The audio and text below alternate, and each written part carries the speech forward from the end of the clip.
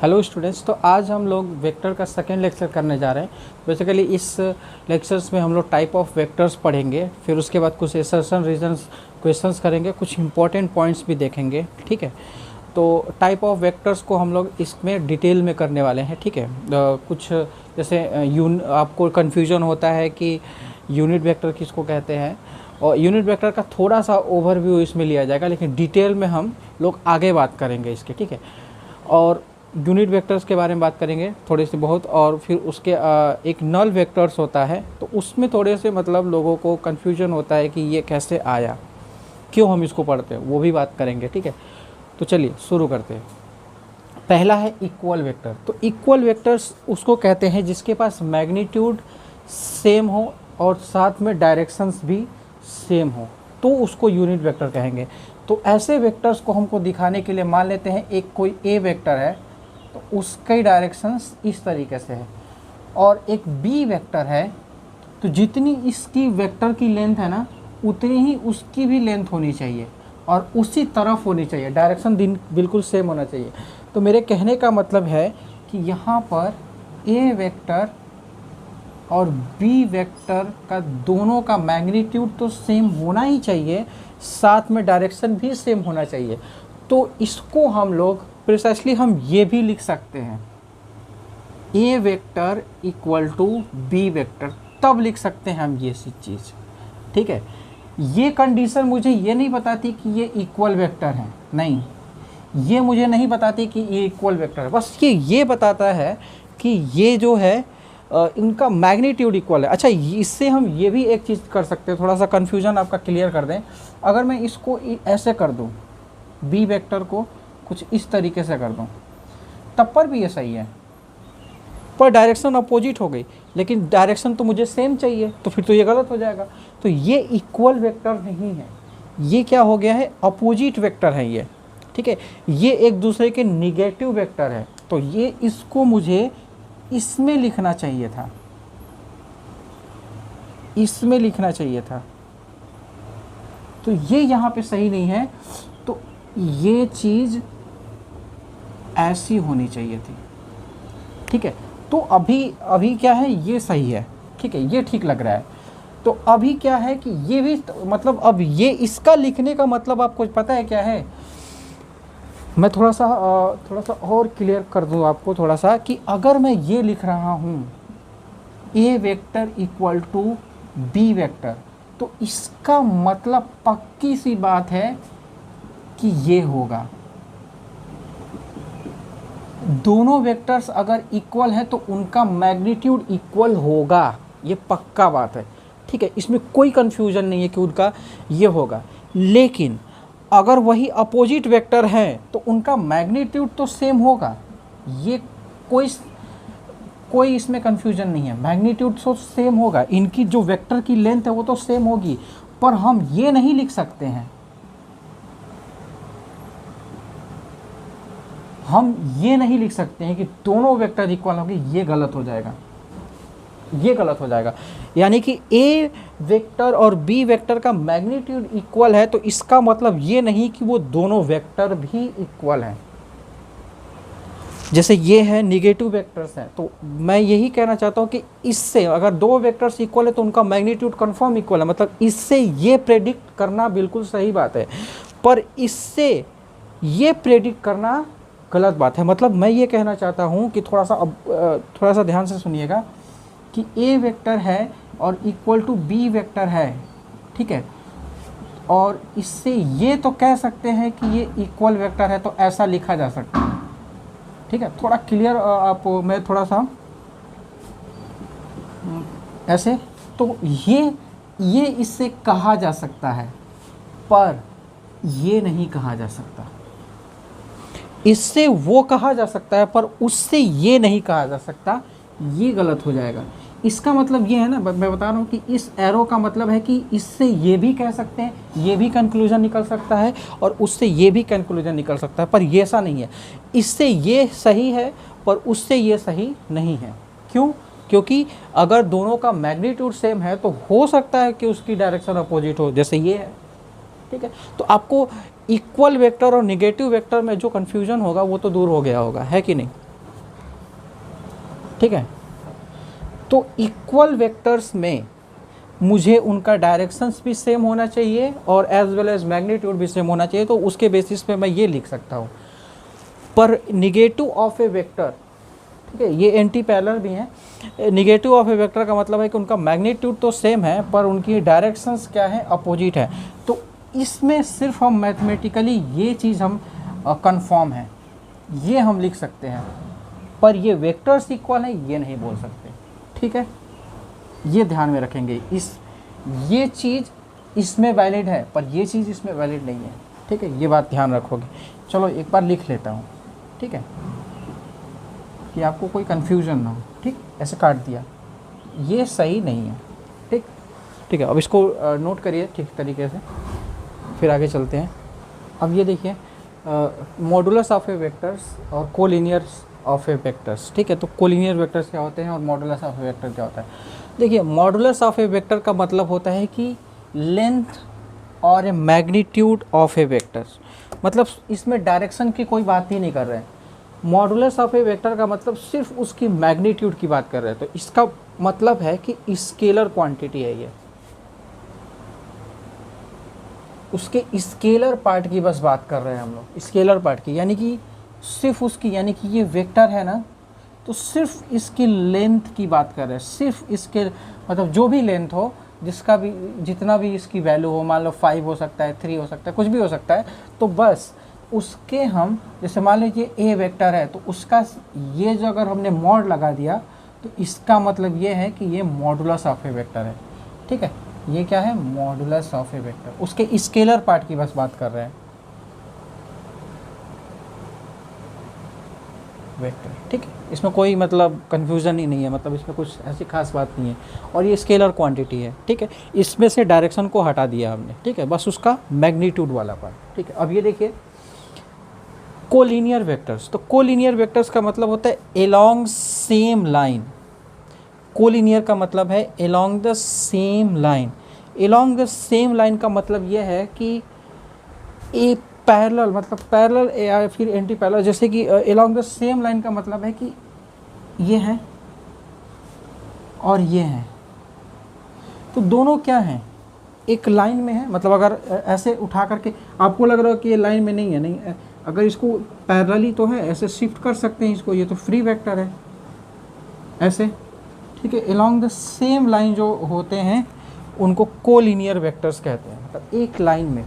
ठीक है, एक तरफ डायरेक्शंस हो, एलोंग द कोलिनियर वेक्टर्स। ठीक है, को इनिशियल वेक्टर, देखिए को इनिशियल वेक्टर का मतलब है कि जिनका इनिशियल पॉइंट सेम है, सेम इनिशियल पॉइंट। मतलब इसके नाम से ही समझ आ रहा है कि को इनिशियल वेक्टर का मतलब ये है कि इनका इनिशियल पॉइंट क्या है, सेम है।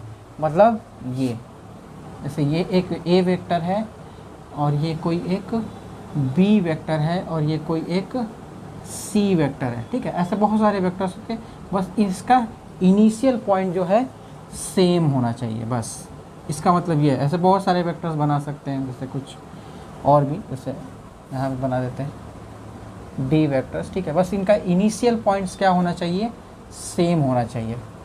ठीक, ये इनका। ठीक है, अब आगे देखते हैं। फिर S6 क्या है, को टर्मिनस वेक्टर, जिनका कॉमन टर्मिनस वेक्टर, मतलब जो वेक्टर्स जब ख़त्म हो रहे हैं, जिनका हेड जो है उनका एक ही पॉइंट पर आकर के टिका हुआ, मतलब ये टर्मिनेशन इनका एक ही पॉइंट पर हो रहा हो, इनका टर्मिनल पॉइंट एक ही हो, ये।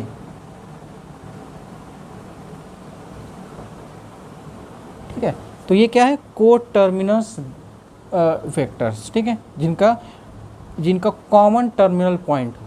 ठीक, अच्छा, तो इनका जो है, मतलब अब ऐसे थोड़ा जनरल में थोड़ा बोल सकते हैं कि इसको जो है, इसका जो है टेल से टेल मिला होना चाहिए सभी वेक्टर्स का, और इसका हेड सभी का एक ही में आकर के कोइंसाइड हो जाना चाहिए, सभी का हेड एक में और इन सभी का टेल एक जैसा हो। ठीक है, ऐसा। ठीक है, इसको नोट करिए, बहुत बेसिक सी बात है, तो ज़्यादा वो रस नहीं कर रहे कि इसको अब इसमें क्या एनर्जी लगाना है, ये तो बहुत नॉर्मल सी बात है। अब देखिए यूनिट वेक्टर्स, ठीक है। तो यूनिट वेक्टर्स जो है ये वेक्टर का ही नहीं, मतलब फिजिक्स में काफ़ी इम्पोर्टेंट है इस। अब इसकी इम्पोर्टेंस क्यों है ये आपको समझाने की कोशिश कर रहे हैं, ठीक है। इसका हम बेसिक पॉइंट्स तो यहाँ कर लेंगे, पर इसका एडवांस जो वर्जन होगा, जो इसके क्वेश्चंस होंगे, हम लोग जैसे जैसे आगे बढ़ेंगे, ठीक है, जो ऑर्थोगोनल वेक्टर्स जब आएंगे तो देखो ऑर्थोगोनल वेक्टर्स मैंने बात कर ही लिया, तो बता दें कि ऑर्थोगोनल वेक्टर्स क्या होते हैं। चलिए ठीक है, पहले ऑर्थोगोनल वेक्टर्स बता देते हैं, ठीक है। अभी ये कोई बात नहीं, ऑर्थोगोनल वेक्टर्स वो होते हैं जो जिनका मतलब एंगल जो है 90 डिग्री होता है एक दूसरे से।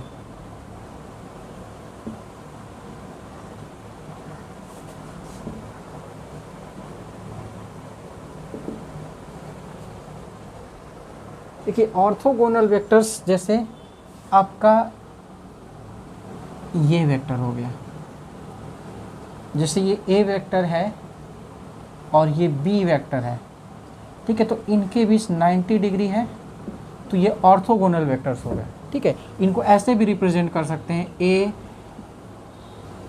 परपेंडिकुलर टू बी, ठीक है। अच्छा, एक और भी हम वेक्टर बना सकते हैं यहाँ पे ऑर्थोगोनल, जैसे ऐसे बन जाए आपकी तरफ, ऐसे कैमरे की तरफ आपकी तरफ, तो उसको हम तो ऐसे बना नहीं सकते, ऐसे बना नहीं सकते, तो हम इसको ऐसे बना लेंगे, ऐसे, ठीक है। मेरी मजबूरी है ऐसे, ये 90 डिग्री पे है ये भी, ठीक है, ये भी 90 डिग्री है, इससे भी मतलब ये वेक्टर जो है इससे भी 90 डिग्री है, इससे भी 90 डिग्री है, ठीक है। इन दोनों से ही 90 डिग्री बना रहा है, बस हम बना नहीं सकते, तो इसको ऐसे बना दिया मैंने, ठीक है। ये आपकी तरफ आ रहा है, ठीक है। तो इसको तो हम ये भी कह सकते हैं कि A perpendicular to B perpendicular to C, ठीक है, हम ये भी कह सकते हैं, ठीक, कोई बात नहीं, ठीक है। तो ऑर्थोगोनल मैंने ऐसे दिमाग में आया तो बता दिया, ठीक है। अभी मुझे मेन फोकस है यूनिट वेक्टर पे, ठीक है।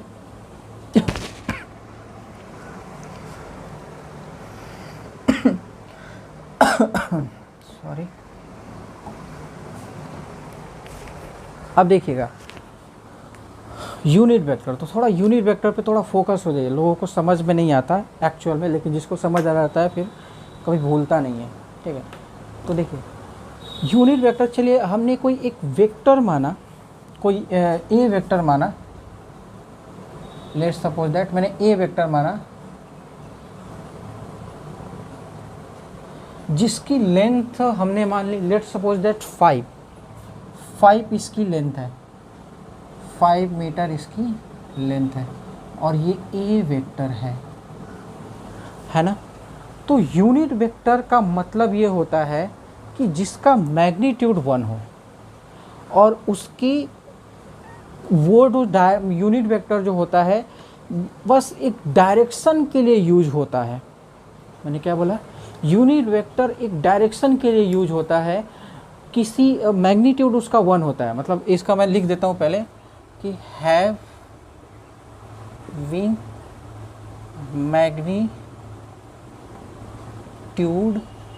1, ठीक है, एंड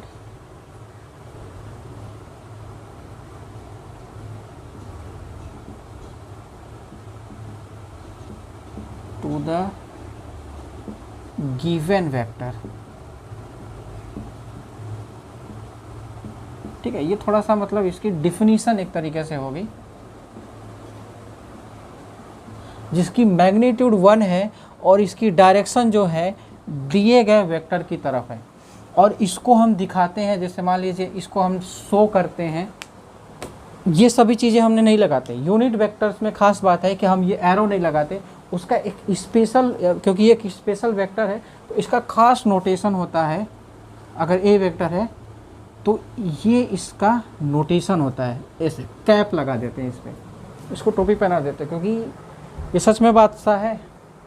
इसको बताते हैं आपको कैसे कैसे ये कैसे कैसे बड़े काम करता है, पर है छोटा। इसका यूनिट वेक्टर भले ही इसका मैग्नीट्यूड 1 है, बस अब इसका मैग्नीट्यूड चलो लिख देते हैं हम 1 है। हमेशा यूनिट वेक्टर का मैग्नीट्यूड 1 होगा, पर इसकी डायरेक्शन गिवन वेक्टर के एलॉन्ग होगी। ये वाली पॉइंट्स थोड़ा इंपॉर्टेंट है। देखिए कैसे, मुझे इधर की तरफ यूनिट वेक्टर लिखना है, मुझे इधर की तरफ यूनिट वेक्टर लिखना है, तो कैसे लिखेंगे देखिएगा। मैं करूँगा क्या कि ये जो ए वेक्टर है जिसकी मैग्नीट्यूड 5 है, जिसका मैग्नीट्यूड 5 है, जिसका मैग्नीट्यूड 5 है, ठीक है, इसका मैग्नीट्यूड 5 है, इसको मैंने 5 भागों में डिवाइड कर देते हैं। ठीक है, 5 भागों में डिवाइड कर देते हैं। तो कैसे डिवाइड करेंगे ज़रा सोचिए। चलो ऐसे 1 2 3 4, ठीक है, 1 2 3 4, 4 ही हो गया ना, नहीं हो तो गया, 1 2 3 4 5, 5 भागों में डिवाइड हो गया। और हर एक पार्ट 1 मीटर का है, हर एक, ठीक है, हर एक पार्ट इसका जो है एक 1 यूनिट का हो गया। ठीक है, तो मैं इधर की तरफ एक यूनिट वेक्टर दिखाना चाहता हूँ, तो मैं क्या करता हूँ ना कि अब मैं जानता हूँ कि यूनिट वेक्टर जो है जिसका मैग्नीट्यूड 1 है, तो मैं इसको ले लूँ चाहे इसको ले लूँ, किसी में से की उसका एक ही लेना है। तो वो टुकड़ा मैंने निकाल करके किसी का भी, चाहे इसका चाहे इसका, चलो ये बीच वाले का ले लें क्या, हाँ चलो यही ले लेते हैं। ये टुकड़ा मैंने निकाला और इसको मैंने ऐसे बना दिया टुकड़ा निकाल करके, ठीक है, और इसको मैंने थोड़ा सा बहुत ध्यानपूर्वक जो वेक्टर ए है ना उसी की डायरेक्शन मैंने दी है। ध्यान दीजिए, ये उसी की डायरेक्शन दी है, तो ये पैरेलल हो गया ना, इसी के पैरेलल हो गया ना, इसी के पैरेलल हो गया, तो इसी के पैरेलल हो गया, तो इसको बोलेंगे यूनिट वेक्टर, इसी को बोलेंगे यूनिट वेक्टर। ठीक है, तो एक डायरेक्शन में सिर्फ और सिर्फ एक ही यूनिट वेक्टर होता है। ठीक है, इस डायरेक्शन में सिर्फ और सिर्फ एक ही यूनिट वेक्टर होता है, और इसका मैग्नीट्यूड क्या होगा, 1 होगा, इसका मैग्नीट्यूड 1 होगा। इसकी इंपॉर्टेंस मैं बता रहा हूँ आपको क्या चीज़ है, थोड़ा धैर्य रखिए, थोड़ा इसमें टाइम देंगे हम। ठीक है, वैसे नहीं पढ़ेंगे जैसे सभी लोग पढ़ते हैं, थोड़ा सा डिफरेंट तरीके से पढ़ेंगे। देखिएगा, इसका हो गया ऐसे 1, ठीक है, तो इसको अब मैं फॉर्मूले में एक इसको थोड़ा सा कैद करना चाहता हूँ एक फॉर्मूले में। ठीक है, जो ए वेक्टर है उसका मैग्नीट्यूड कितना है, ए है, मतलब मैं ये कह सकता हूँ कि एक ए वेक्टर है जिसका मैग्नीट्यूड 5 है, यानी कि 5 यूनिट का वेक्टर ए है। 5 मतलब इसका 5 ही तो था यार, दिमाग में रखना, ये 5 है। ठीक है, 5 है, कुछ भी लेट्स सपोज इसका 5 यूनिट है, मतलब 5 यूनिट ऐसे लिख देते हैं, 5 यूनिट, इसका 5 यूनिट का मैग्नीट्यूड का वेक्टर, 5 यूनिट का वेक्टर ए है, 5 यूनिट का वेक्टर ए है। ठीक है, इधर मैग्नीट्यूड है, ठीक है, तो वो ए है। ठीक है, मैं क्या करता हूँ कि तो फिर एक 1 यूनिट का वेक्टर निकालना चाहता हूँ, एक 1 यूनिट का वेक्टर निकालूंगा, 1 यूनिट का वेक्टर निकालूंगा, तो वो क्या हो जाएगा, ए बाई ए मैग्नीट्यूड का हम वेक्टर निकालना चाहते हैं, मतलब 1 यूनिट का 5 यूनिट का वेक्टर ए है, तो 1 यूनिट का वेक्टर ए बाई ये हो जाएगा, मतलब ऐसे डिवाइड किया। ठीक है, अरे यार ये तो यूनिटरी मेथड है। यूनिटरी मेथड का मतलब यह है कि अगर 1 रुपये में, सिंपल सी बात है, 1 रुपये में अगर आपको 4 चॉकलेट मिलता है, 4 चॉकलेट मिलता है, ठीक है, ऐसे ही है, मतलब ऐसे लिख लेते हैं थोड़ा सा। ठीक है, 4 चॉकलेट 1 रुपये में मिलता है, तो 1 चॉकलेट 1/4 रुपीज़ में मिलेगा। एक वो तो उस समय ख़त्म हो गया, मतलब 1 रुपये में अगर आपको 4 चॉकलेट मिलता है तो 1 चॉकलेट जो है 1/4 मतलब 25 पैसे में मिलेगा। ठीक है, तो वही चीज़ यहाँ पे लगाई, यूनिटरी मेथड। ठीक है, सिंपल, ये हर जगह फिजिक्स में काफ़ी जगह काम आएगा यार। ठीक है, तो इस तरीके से, तो अब ये जो है, अब अच्छा देखिए एक और बात सुनिए कि अब इधर जो था मैग्नीट्यूड है और इधर क्या है, वेक्टर है। वेक्टर है। तो ये जो है वेक्टर है, कौन सा? यूनिट वेक्टर, ठीक है, यूनिट वेक्टर, ठीक। तो अब मेरे पास जो फॉर्मूला, अब यहाँ पे मैंने डिज़ाइन जो किया है अपने तरीके से, ऐसा कुछ है नहीं। तो ए वेक्टर बाई, ये जो मैग्नीट्यूड है ना, इसको ख़त्म, मतलब 5 से अगर डिवाइड कर देंगे तो उसका मैग्नीट्यूड 1 हो जाएगा, ठीक है। कि जैसे यहाँ पे मैग्नीट्यूड इसका 1 हो जाएगा, मैंने दिखा दिया कैसे मैग्नीट्यूड उसका 1 होगा, ठीक है। तो ये जो है हमारा यूनिट वेक्टर का फॉर्मूला एक तरीके से हो जाता है, ठीक है। ये मैग्नीट्यूड इसका फॉर्मूला हो जाता है यूनिट वेक्टर का।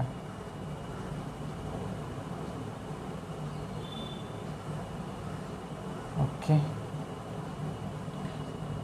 तो किसी भी वेक्टर को अगर मुझे उसका यूनिट वेक्टर निकालना है तो उस वेक्टर को ऊपर रखेंगे और उसको मॉडुलस से डिवाइड कर देंगे तो यूनिट वेक्टर उसका निकल आएगा, ठीक है, उसका यूनिट वेक्टर निकल आएगा। और मेरी बात को अब जो बोलने जा रहे हैं वो ध्यान से सुनिएगा, बुक्स में नहीं है पर ये आपके कॉन्सेप्ट्स के लिए काफ़ी इंपॉर्टेंट है। अब ये मैं रफ करता हूँ, आप नोट कर लीजिएगा, ठीक है।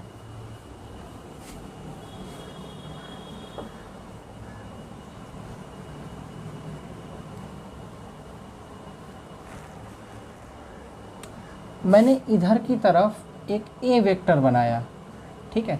इसकी कुछ लेंथ होगी, 10 हो सकती है, 15 हो सकती है, फ़र्क नहीं पड़ता, पर यूनिट वेक्टर नहीं है ये, एक वेक्टर है, ये कोई एक वेक्टर है। और इसी के पैरेलल मैं एक सी वेक्टर बना देता हूँ और ठीक इसी के पैरेलल कोई बी वेक्टर भी बना देता हूँ। चलो इसको थोड़ा लाइन से लिखते हैं, बी वेक्टर और ये सी वेक्टर, तीनों जो हैं पैरेलल हैं, यानी कि तीनों जो हैं कोलिनियर वेक्टर्स हैं, तीनों पैरेलल वेक्टर्स हैं एक तरीक़ा से, ठीक है। और मैं ये कहना चाहता हूँ ना, मैं ये कहना चाहता हूँ कि जो इसका यूनिट वेक्टर है वो ये है, और इसका यूनिट वेक्टर ये आप ये कह रहे हो, और इसका यूनिट वेक्टर आप सी कह रहे हो, ठीक है। और इसका यू इधर ही डायरेक्शन होगा, और इसका भी इधर ही डायरेक्शन होगा, और इसका भी इधर ही डायरेक्शन होगा। बस ये एक लेंथ इसका भी है और एक लेंथ इसका भी है, और इसका भी 1 ही लेंथ है, 1 ही मैग्नीट्यूड है। और मेरे दिमाग पर जोर दीजिएगा, अपने दिमाग पर जोर दीजिएगा, जब मैंने पहला आपको डिफिनीशन पढ़ाया था यूनिट इक्वल वेक्टर का, मैंने पहली डिफिनीशन पढ़ाई थी इक्वल वेक्टर का, कि अगर मैग्नीट्यूड इक्वल है और डायरेक्शन भी इक्वल है तो वो सभी के सभी वेक्टर्स क्या होंगे? इक्वल होंगे। मैंने यही तो बताया था पहला कि अगर मैग्नीट्यूड भी इक्वल है और डायरेक्शंस भी इक्वल हैं तो वो सभी वेक्टर्स क्या हो जाएंगे? इक्वल होंगे। तो इनका मैग्नीट्यूड कितना है? 1 ही है, इसका भी मैग्नीट्यूड कितना है? 1 ही है, इसका भी मैग्नीट्यूड कितना है? 1 ही है, और सभी के सभी एक डायरेक्शन में भी हैं, सभी के डायरेक्शन। मैं किसकी बात कर रहा हूँ? ये रेड वाले की बात कर रहे हैं, ठीक है, मैं इसकी बात नहीं कर रहा हूँ। ये और ये वेक्टर्स की मैं बात नहीं कर रहा हूँ। चलो एक काम करते हैं, थोड़ा सा आपको कन्फ्यूजन हो रहा होगा ना, तो मैं करता क्या हूँ कि इसको थोड़ा बड़ा बना देते हैं, ठीक है, ये बड़ा बन गया, और इसको थोड़ा सा ऐसे बना देते। मैं क्यों कर रहा हूँ मैं आपको बता रहा हूँ। इससे बहुत डिफ़िकल्ट प्रॉब्लम एक जिसको कहा जाता है, पर है डिफ़िकल्ट नहीं, वो इस वजह से डिफ़िकल्ट होता है कि ये चीज़ नहीं पता होती है, इस वजह से, ठीक है। इसकी लेंथ थोड़ी छोटी है, ए वेक्टर की लेंथ थोड़ी छोटी है, बी वेक्टर की लेंथ छोटी है, पर इसका यूनिट मैंने जब इसको मैंने एक इसमें से एक लेंथ काटा तो वो ये है, इसमें से एक लेंथ काटा। अगर ये मैं मान लेते हैं यार, चलो ठीक है, थोड़ा सा इसको मान लेते हैं कि ये 2 इसका मैग्नीट्यूड है, इसका 3 मैग्नीट्यूड है, इसका 5 है, तो इसको 5 भागों में काटेंगे तो उसका एक यूनिट जो होगा वो मैंने निकाल करके इधर बना दिया। और इसका 3 है तो 3 भागों में काट करके मैंने यहाँ पे बना दिया, तो तीसरा जो भाग होगा इसका ये होगा, इसका दूसरा जो भाग होगा, मतलब 2 भागों में काटा तो ये होगा, ठीक है। तो इन तीनों वेक्टर्स जो है ना, ये तीनों वेक्टर्स हैं, इनका मैग्नीट्यूड सेम है। जो रेड वाले हैं, जो रेड वाला है, इनका मैग्नीट्यूड, क्योंकि ये भी 1 यूनिट है और बी वाला भी 1 यूनिट है और सी वाला भी 1 यूनिट है, सी वाला भी 1 यूनिट है। तो इसका मतलब अब इक्वल वेक्टर की डिफिनीशन से कि इन सभी का मैग्नीट्यूड तो सेम है ही है, पर इनकी डायरेक्शन भी सेम है, तो इस वजह से ये वेक्टर भी आपस में सेम होंगे। तो इसका मतलब ये है कि मैं ये लिख सकता हूँ, ये लिख सकता हूँ, क्योंकि ये क्या है, इक्वल वेक्टर्स है। इसको देख करके इक्वल वेक्टर्स है और इनका मैग्नीट्यूड तो 1 है ही है, और साथ में डायरेक्शन भी सभी के सभी इक्वल है, सभी एक डायरेक्शन में है। लेकिन अब ध्यान से सुनिएगा, लेकिन मैं ये नहीं लिख सकता, क्या चीज़ नहीं लिख सकता, कि A vector equal to B vector equal to C vector मैं नहीं लिख सकता। ये तीनों वेक्टर्स जो है इक्वल नहीं है, पैरेलल भले से हैं, क्या फ़र्क पड़ता है भाई, पैरेलल है, पर इनका मैग्नीट्यूड तो इक्वल नहीं है। मैग्नीट्यूड इक्वल होता तो, पर ये इक्वल नहीं है, पर इनका यूनिट वेक्टर इक्वल है। हाँ, यही चीज़ मैं बताना चाहता हूँ कि इस इधर की तरफ मैं हजारों अगर वेक्टर बना लूँ और किसी एक का यूनिट वेक्टर मुझे मिल जाए, तो सभी का डायरेक्शन वो एक यूनिट वेक्टर दिखाता है। मतलब एक डायरेक्शन में सिर्फ और सिर्फ एक ही यूनिट वेक्टर होता है।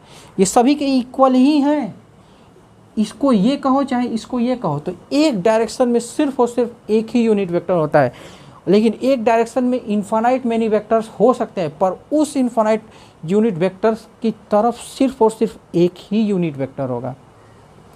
ठीक है, तो यूनिट वेक्टर का मतलब यही है कि एक डायरेक्शन में सिर्फ एक ही यूनिट वेक्टर होगा, एक ही यूनिट वेक्टर होगा।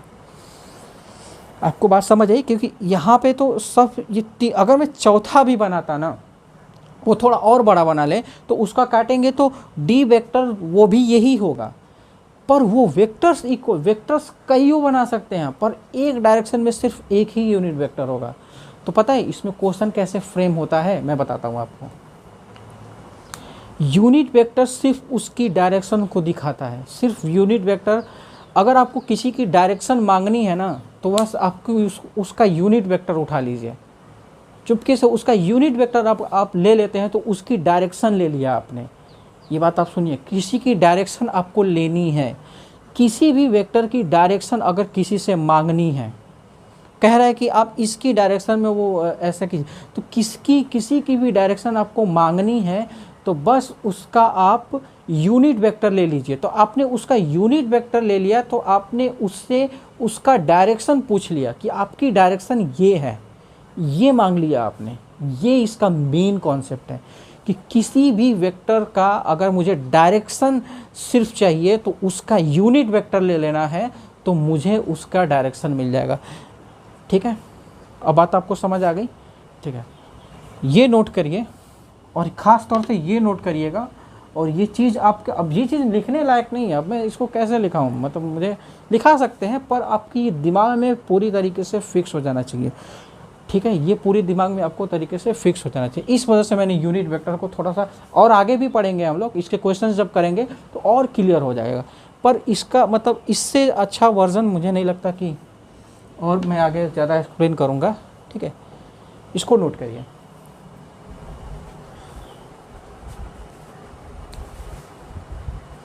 ठीक है, हो गया, अब रफ करते हैं।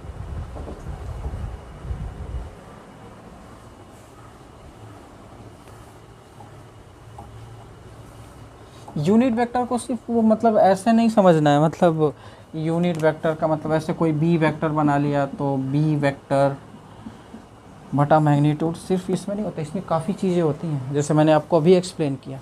ठीक है,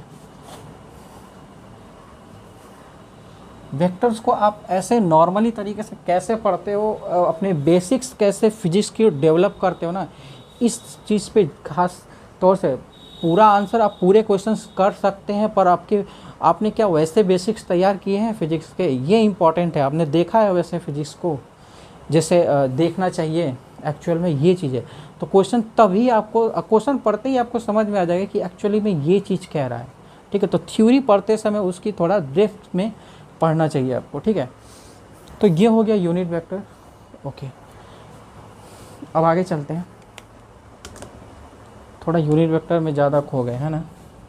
चलिए अब जीरो वेक्टर, चलो ये भी वही चीज़ है, जीरो वेक्टर। या फिर इसको नल वेक्टर कहते हैं। इसमें भी डीपनेस है हल्की सी, पर यूनिट वेक्टर से थोड़ा कम है। थोड़ा इसको भी, अभी कौन सा नंबर है मुझे नहीं पता, पर कोई तो होगा। अब देखिए जीरो वेक्टर्स। अच्छा, मैंने आपको ये बताया था कि वेक्टर्स इक्वल टू वेक्टर्स होंगे, है कि नहीं। कभी वेक्टर्स इक्वल टू स्केलर नहीं होगा। मतलब अगर मैं ये कहूँ कि आपको यहाँ पे मैं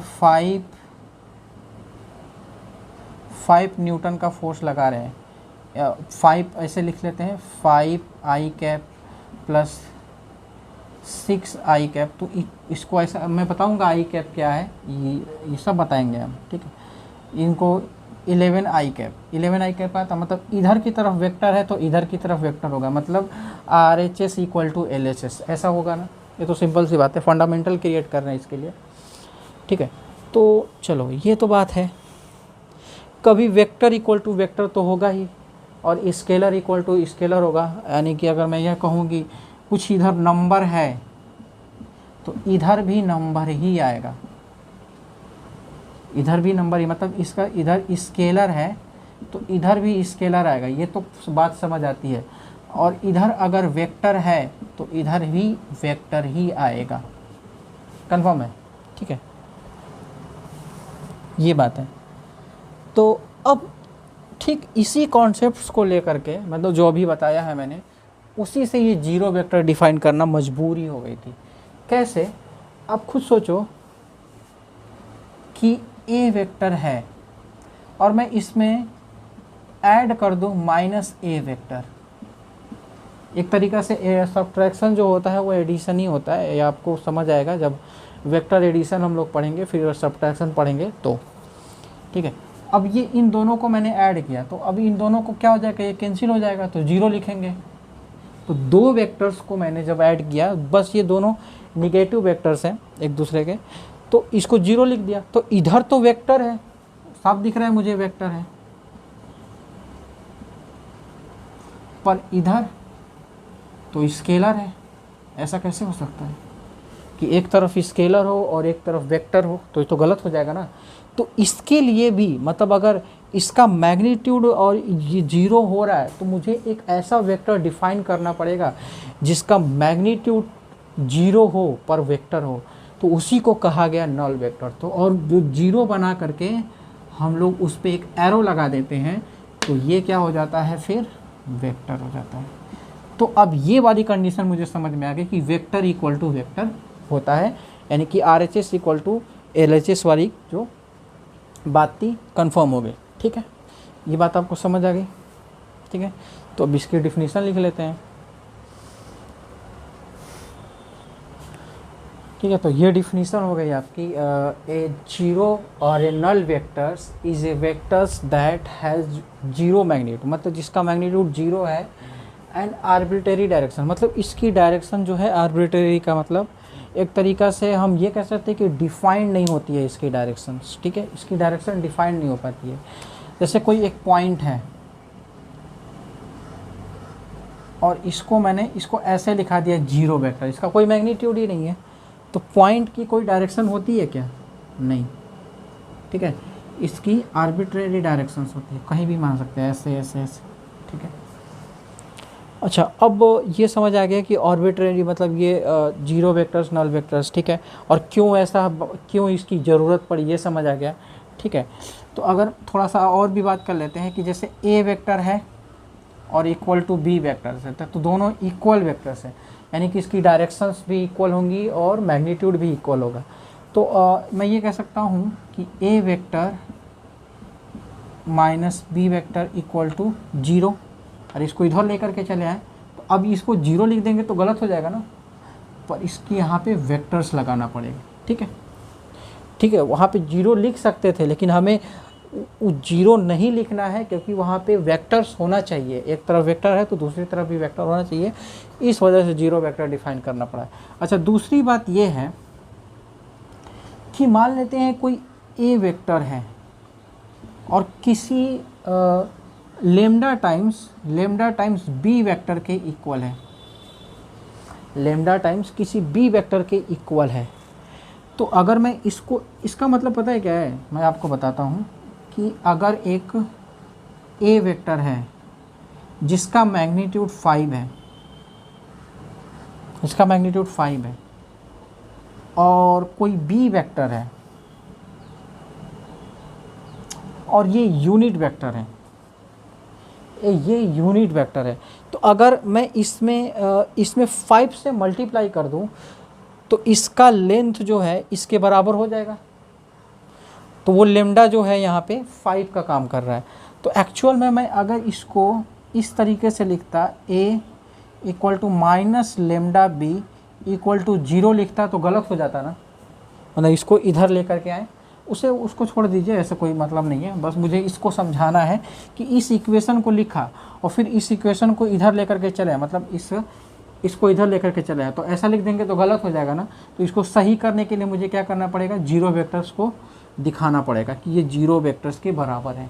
ठीक है, ऐसे बहुत सारे एग्जांपल्स ले सकते हैं, जैसे एक्सेलरेशन इधर है और एक एक्सेलरेशन इधर है, तो मैंने 5 मीटर पर सेकंड का एक्सेलरेशन इधर है स्क्वायर का, तो मैंने क्या किया कि उतना ही एक्सेलरेशन इधर भी प्रोड्यूस कर दिया 5 मीटर पर सेकंड का। ठीक है, तो जिसकी वजह से दोनों कैंसिल आउट करके दोनों वेक्टर कैंसिल आउट हो जाएंगे। ठीक है, ये अगर आई कैप मैं नहीं ले रहा हूँ क्योंकि भी पढ़ाया नहीं है, तो आई कैप और वो भी माइनस आई कैप, तो दोनों कट करके जीरो वेक्टर्स बन जाएंगे, क्योंकि दो वेक्टर्स अगर कटते हैं तो वेक्टर्स, क्योंकि दो अगर नंबर कटते हैं तो नंबर ही आता है, तो दो वेक्टर्स अगर कटेंगे तो वेक्टर ही आना चाहिए, तो इस वजह से जीरो वेक्टर्स को डिफाइन करना पड़ा, मेरी मजबूरी है, एक तरीक़ा से मजबूरी में जीरो वेक्टर्स को लाया गया। ठीक है, या फिर नल वेक्टर्स को। ठीक है, अब काफ़ी चीज़ें बातें हो गई जीरो वेक्टर्स के बारे में। ठीक है, अभी नोट डाउन कीजिए। ठीक है, ये आपको नीड ऑफ वेक्टर्स, क्यों जीरो वेक्टर्स की ज़रूरत पड़ी, ये वो चीज़ बताता है। ठीक, नोट कर लीजिए। अब देखिए कोप्लेनर वेक्टर। ठीक है, कोप्लेनर वेक्टर का मतलब होता है कि पहले आपको प्लेन का मतलब समझ जाना है कि प्लेन का मतलब होता क्या है। प्लेन का मतलब ये होता है कि जैसे कोई भी आप एक प्लेन ले लीजिए। प्लेन का मतलब आप एक पेपर भी आपके लिए प्लेन बन सकता है, जैसे एक पेपर है। ठीक है, एक बोर्ड है, ये ऐसे इस तरीके से, तो ये एक प्लेन है। ठीक है, ये एक प्लेन है। ठीक है, और ऐसे भी प्लेन लिया जा सकता है, मतलब एक प्लेन लिया जाए जिसमें मतलब जैसे कि क्या हो कि उसमें एक ही प्लेन में, मतलब जैसे ये एक प्लेन हम बोल सकते हैं, जैसे कोई आपके पास आप छोटे थे तो एक स्लेट कभी मतलब बहुत ज़्यादा जो छोटे होंगे, जिसमें स्लेट आपने देखा होगा इस तरीके से होता है, तो वो भी एक प्लेन है, एक पेपर भी एक प्लेन है। ठीक है, एक बोर्ड भी एक प्लेन है, तो इसको प्लेन बोला जाता है। ठीक है, तो प्लेन के डिफिनीशन पे हम ज़्यादातर नहीं जा रहे हैं, पर आप ये समझो कि एक प्लेन है। ठीक है, तो मेरे कहने का मतलब ये है कि कोप्लेनर वेक्टर पे अब आते हैं कि कोप्लेनर वेक्टर क्या होते हैं। कोप्लेनर वेक्टर का मतलब ये होता है कि जो vectors which lie in the same plane, मतलब एक ही प्लेन में जो वेक्टर्स लाई करते हैं उनको कोप्लेनर वेक्टर बोलते हैं। मतलब जैसे कि अभी ये बोर्ड का प्लेन लिया गया है, तो बोर्ड के प्लेन में अगर मान लीजिए ये हम प्लेन बनाते हैं, बोर्ड के प्लेन में ये एक प्लेन है। ठीक है, बोर्ड के प्लेन में मैंने एक प्लेन बनाया। ठीक है, ओके, तो इस बोर्ड के प्लेन में थोड़ा सा पैरेलल टाइप का बना देते हैं। ठीक है, ये कैसा भी हो सकता है, स्क्वायर भी हो सकता है, रेक्टेंगल भी हो सकता है, रोम्बस भी हो सकता है, किसी भी तरीके का हो सकता है। ठीक है, उसमें कोई, बस मैंने ऐसे बनाया है। तो इस प्लेन में एक ए वेक्टर है, लेट सपोज दैट, और इसी प्लेन में कोई एक बी भी वेक्टर है। ठीक है, और इसी प्लेन में कोई एक मान लेते हैं सी भी वेक्टर है, और ऐसे कुछ और भी ले लेते हैं, डी भी वेक्टर है। ठीक है, तो ये सारे के सारे वेक्टर्स जो हैं इसी प्लेन में हैं, इस प्लेन से बाहर नहीं है। जैसे अगर मैं आपको ये कहूँ कि ये एक वेक्टर है, जैसे मान लीजिए सपोज कीजिए एक वेक्टर, जो ये मार्कर है एक वेक्टर है, तो जैसे ये क्या है, इस तरीके से, इसका ओरिएंटेशन इस तरीके से है, और ये इन सभी वेक्टर्स का इस तरीके से बोर्ड के प्लेन में ही है, मतलब बोर्ड के प्लेन में ही चिपके हुए हैं, कुछ इस तरीके से बोर्ड के प्लेन में ही है इनका। ठीक है, ये बोर्ड के प्लेन, पर ये क्या है, बोर्ड के बाहर है, इस तरीके से है। ठीक है, तो ये जो है नॉन कोप्लेनर हुआ इसके रिस्पेक्ट में, ठीक है। इसका अपना प्लेन है, मतलब अगर मैं ये कहूँ कि इसका ये प्लेन होगा, ठीक है, ये प्लेन होगा, तो इसका अपना प्लेन है। पर ये जो वेक्टर्स है इनका ये सभी जो हैं सिर्फ एक ही प्लेन में लाई कर रहे हैं, और ये वेक्टर अलग है इनसे, तो ये वेक्टर जो है प्लेन में नहीं है, मतलब इसके प्लेन में नहीं है, और ये सभी के सभी एक ही प्लेन में है, तो ये कोप्लेनर वेक्टर कहलाएंगे, ठीक है। ये बहुत सिंपल डिफिनीशन है, इसमें बहुत ज़्यादा मतलब देर तक हम लोग वो नहीं करने वाले, पर सिंपल डिफिनीशन है कि ये है, ठीक है। अब इसमें बातें आती हैं, दो इम्पॉर्टेंट्स बातें आती हैं, ठीक है, नोट करके हम लिखेंगे उसको। पहला है इसमें, ये तो समझ में आ गया कि कोप्लेनर वेक्टर क्या होते हैं, कि जो एक ही प्लेन में वेक्टर्स लाई करते हैं, ठीक है। ये बहुत सिंपल से डिफिनीशन है, ओके। तो अभी इसको हम प्रूफ कर देते हैं, ठीक है। अभी चलो कोई बात नहीं, अभी रहने देते हैं, ठीक है। मैं ये कह रहा हूँ कि आपने फ्री वेक्टर्स तो पढ़ा है ना, मतलब फ्री वेक्टर्स नहीं पढ़ा है तो चलो एक बता देते हैं। फ्री वेक्टर्स कोई भी वेक्टर्स हो सकते हैं, पोजीशन वेक्टर को छोड़ करके और डिस्प्लेसमेंट वेक्टर को छोड़ करके जितने भी हैं सबको फ्री वेक्टर्स के कैटेगरी में हम ले सकते हैं। जैसे फ्री वेक्टर्स का मतलब ये होता है कि जिनको हम पैरेलल शिफ्ट कर सकते हैं इधर से उधर। अब मैंने आपको बताया भी था कि जैसे ये वेक्टर है, तो इसको चाहूँ तो मैं इस वेक्टर को बिना चेंज किए करना है, इस वेक्टर को यहाँ पे भी ला सकता हूँ, उठा करके यहाँ ला दिया, फिर इसको उठा करके यहाँ लग दिया, प्लेन में भी ला दिया और इधर भी ला दिया, ठीक है। तो क्या कर रहा हूँ मैं ना कि इस वेक्टर की ओरिएंटेशन चेंज नहीं कर रहा, मतलब इनका हॉरिजेंटल से एंगल चेंज नहीं कर रहा हूँ, ठीक है, और किसी भी तरीके से इसका एंगल नहीं चेंज कर रहा हूँ, ओरिएंटेशन चेंज नहीं हो रहा है। तो बस ये ऐसे ही का ऐसे ही है, तो इसको उठा करके यहाँ भी ला सकते हैं, यहाँ भी ला सकते हैं, पैरेलली हम कहीं भी शिफ्ट कर सकते हैं, ऐसे ऐसे ऐसे। बस इसका ओरिएंटेशन चेंज नहीं होना चाहिए और इसका मैग्नीट्यूड चेंज नहीं होना चाहिए, तो बस ये फ्रीली मूव करा सकते हैं हम, तो इसको बोलते हैं फ्री वेक्टर है ये, ठीक है। तो ऐसे वेक्टर के साथ हम काम कर सकते हैं कि फ्री वेक्टर जो होते हैं फ्रीली मूव करा सकते हैं पैरेलली, ठीक है। तो मैं ये कह रहा हूँ कि अगर कोई भी दो वेक्टर्स है, मान लीजिए एक वेक्टर्स ऐसे है, एक वेक्टर ऐसे है ए, और एक वेक्टर इस तरीके से है, लेट्स सपोज डैट ये बी जो है इस तरीके से वेक्टर है, कोई मान लेते हैं यहाँ पे भी है, ठीक है, ये बी वेक्टर है। तो ये ए वेक्टर बी वेक्टर जो है एक प्लेन में है, मतलब बोर्ड के प्लेन में है, ये बात तो सही है, ठीक है। अभी मैं क्या कर रहा हूँ कि इन दो वेक्टर्स को भूल जाइए, अभी मैं इस ए वेक्टर्स को मैं ज़बरदस्ती इधर लेकर रख के आया, बाहर निकाल लिया, ठीक है, जादुई तरीके से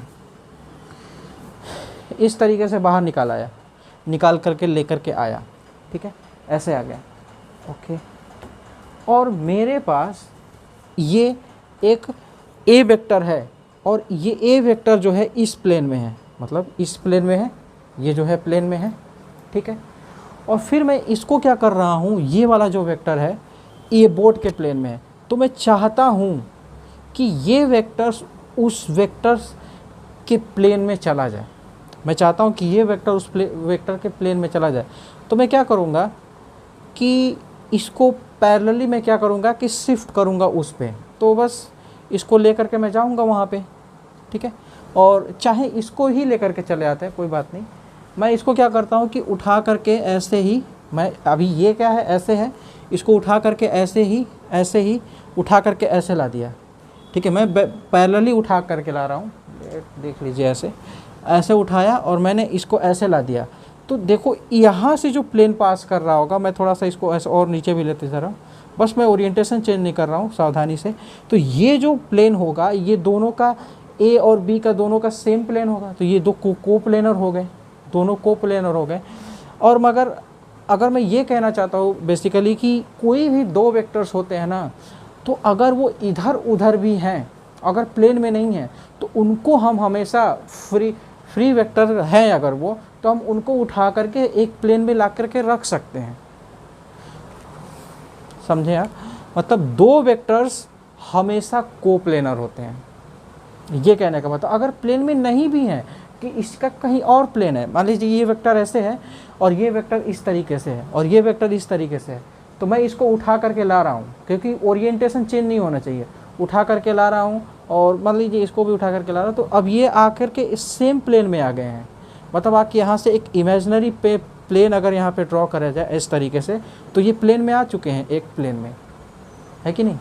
और चलिए मान लीजिए ये एक वेक्टर इस तरीके से है, तो मैं इसको उठा करके यहाँ पे मतलब किसी तरीके, चलो यहाँ पे ऐसे है तो इसको उठा करके यहाँ पे बी मैंने यहाँ बना दिया, फिर किसी ए वेक्टर को उठा करके बी इसमें ला के रख दिया, ठीक है। तो दो vectors always in the same plane, ठीक है। दो वेक्टर्स हमेशा एक प्लेन में होते हैं।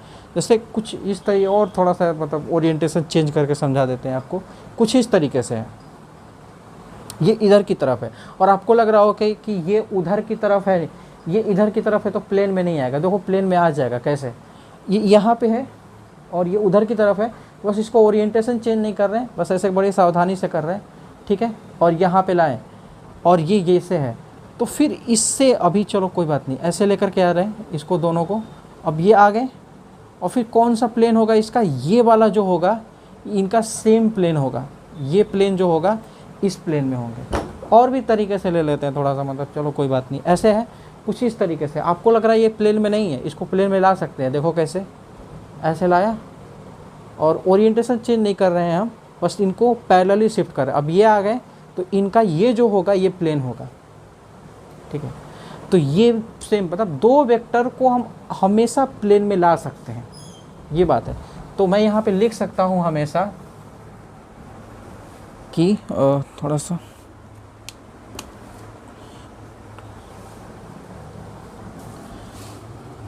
टू वेक्टर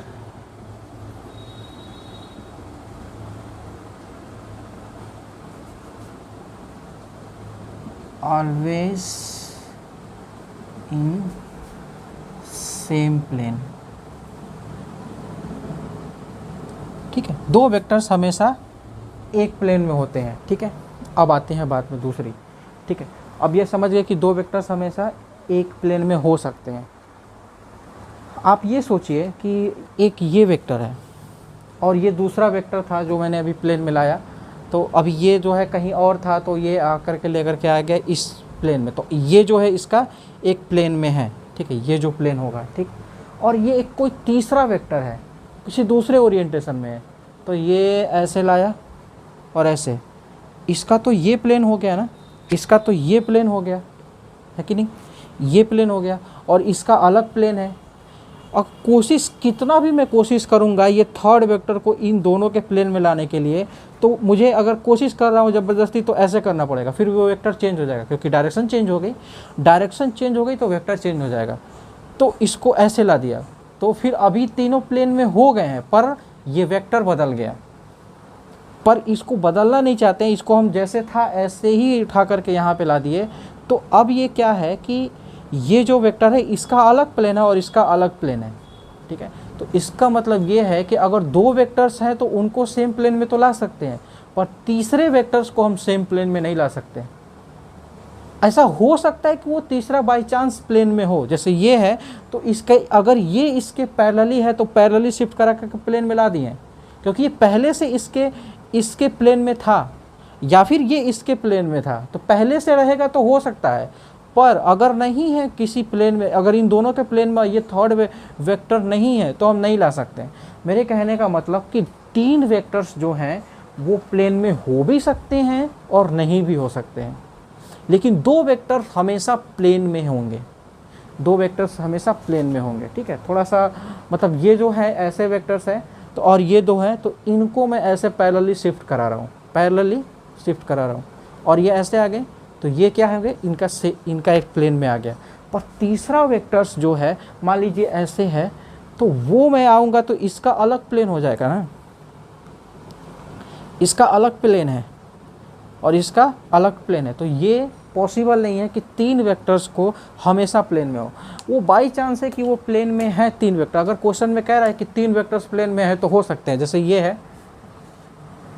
और ये है और ये है, तीन वेक्टर्स भी प्लेन में हो सकते हैं, चार वेक्टर्स भी प्लेन में हो सकते हैं, छः वेक्टर्स, कई सौ से वेक्टर्स प्लेन में हो सकते हैं, पर दिया जाए तो। लेकिन हमेशा ज़रूरी नहीं है कि तीन वेक्टर्स प्लेन में होंगे भी और नहीं भी होंगे, लेकिन दो vectors always in the same plane, बात ये है, ठीक है। अभी ये नोट कीजिए, थर्ड पॉइंट, सेकेंड पॉइंट लिखते हैं हम लोग।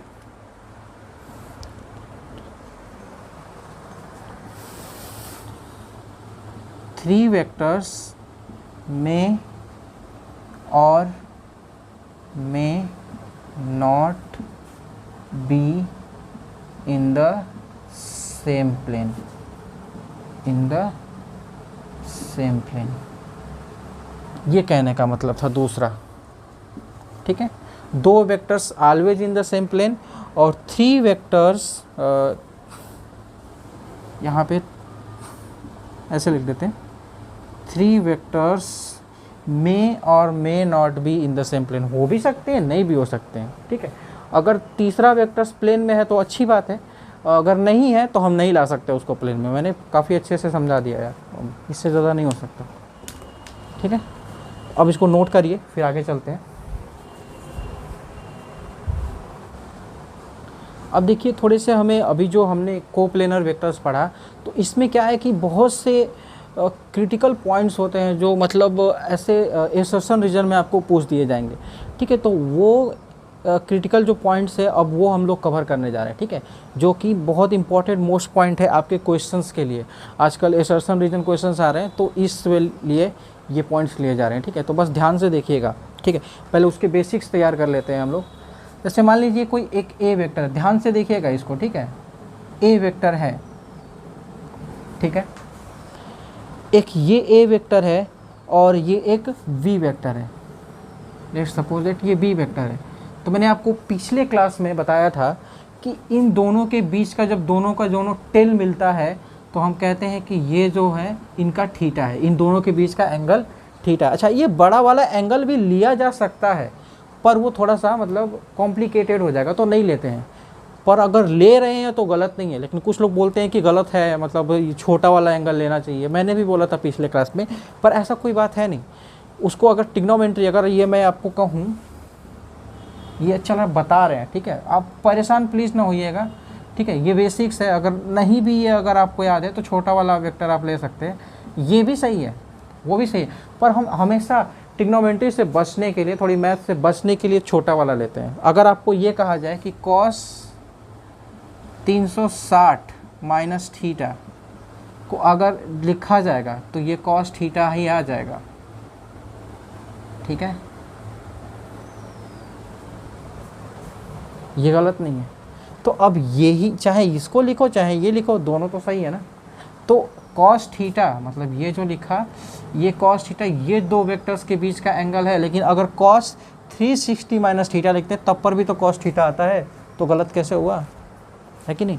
तो दोनों सही है, पर छोटा वाला हम लेंगे। ठीक है, क्योंकि आसान रहता है, बस इस वजह से। अच्छा, थोड़ा सा बेसिक्स और लेते हैं आज, थोड़ा सा बेसिक ही आपकी क्लियर करेंगे हम।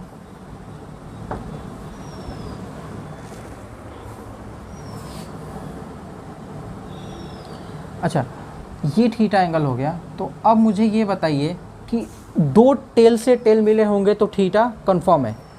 क्या ऐसा हो सकता है कि अगर इसको मैं क्या करूं कि थोड़ा सा पीछे लूं और इसको भी पीछे लूं? मेरे कहने का मतलब है कि इसको पीछे लिया, ध्यान से बस देखते जाइएगा, मेरी बातों को बहुत गौर से सुनिएगा।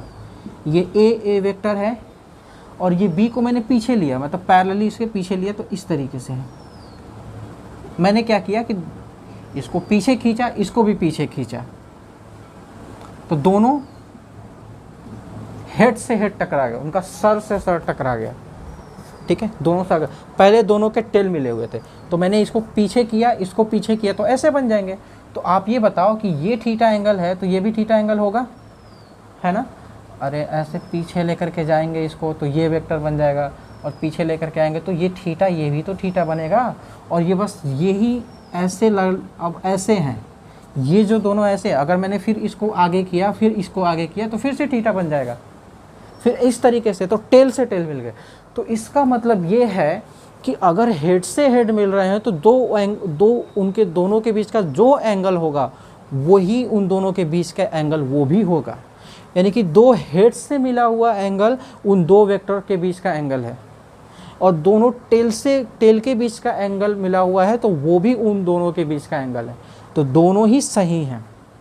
ठीक है, या तो हेड से हेड मिला करके देखिए या फिर टेल से टेल मिला करके देखिए, जो दोनों उस दोनों के बीच का जो एंगल होगा उन दोनों वेक्टर्स के बीच का एंगल होगा। ठीक है, बाकी हेड से टेल मिल रहे हैं तो नहीं होगा। जैसे मान लीजिए ये क्या है, ये ए वेक्टर है और ये बी वेक्टर है, तो इसके बीच का एंगल ये थीटा नहीं होगा। इन दोनों के मतलब एंगल होगा, पर ये दोनों वेक्टर्स के बीच का एंगल ये नहीं होगा। ठीक है, और भी कर सकते हैं, जैसे ये एक वेक्टर है और ऐसे है, ये भी नहीं होगा।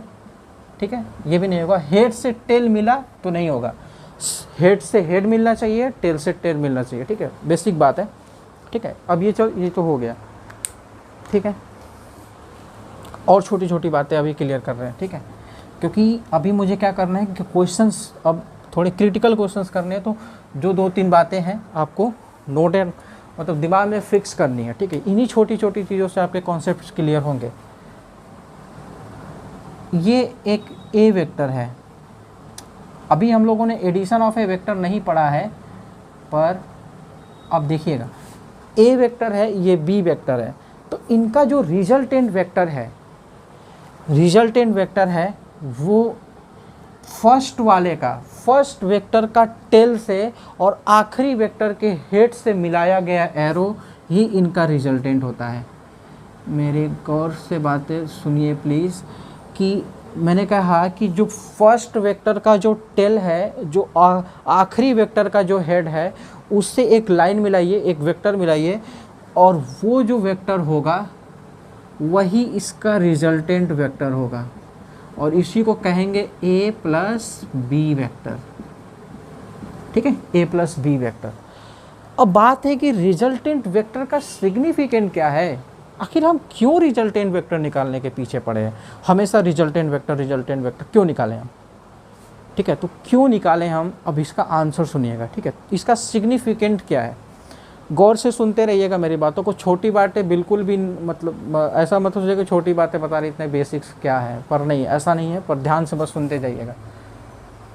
जैसे ये एक ब्लॉक है, ठीक है, इस पे मैंने फोर्स लगाया F1 का, इस पे मैंने फोर्स F1 का लगाया, और मैंने यहाँ पे एक F2 का फोर्स लगाया। ठीक है, इनका रिजल्टेंट निकालेंगे इस तरीके से। मतलब कैसे निकालेंगे रिजल्टेंट, अगर मैं रिजल्टेंट इसका निकालूं,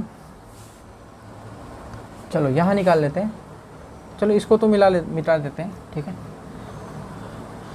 तो अभी ये क्या है, ये F1 वेक्टर है। अच्छा, ये F1 वेक्टर है, F2 वेक्टर ठीक इसके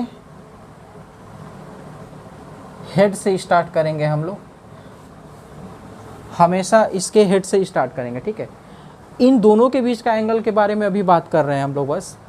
अब ये इसको क्या किया मैंने, इसको इस तरीके से फर्स्ट वाले को ऐसे मिला दिया, तो ये क्या होगा, रिजल्टेंट वेक्टर, या फिर F1 प्लस F2 वेक्टर, ये होगा, है कि नहीं, यही होगा। अच्छा, इनके बीच का थीटा क्या होगा, अगर आपको मन है कि हम जानना है मुझे इसको थीटा, तो ये क्या है, F2 वेक्टर है। अगर इसको थोड़ा सा आगे करेंगे तो ये क्या हो जाएगा, F1 वेक्टर, मतलब इसको थोड़ा सा आगे किया, यहाँ पे किया, तो ये जो बीच का एंगल है ना, ये थीटा, यही जो है इन दोनों के बीच के वेक्टर्स का एंगल है। ठीक है, जब दोनों टेल से टेल मिले होंगे। ठीक है, या फिर इसको ऐसे कर दिए हेड से, अगर मैं ये कहूँ कि आपको नीचे ऐसे कर दीजिए, ऐसे कर दीजिए ये F2, और ये बीच का जो थीटा हो जाएगा वो भी सही है, जो दूसरे तरीके से हमने बताया। ठीक है, ऐसे लगा दिए, तो ये रिजल्टेंट वेक्टर जो है इसका R ये है।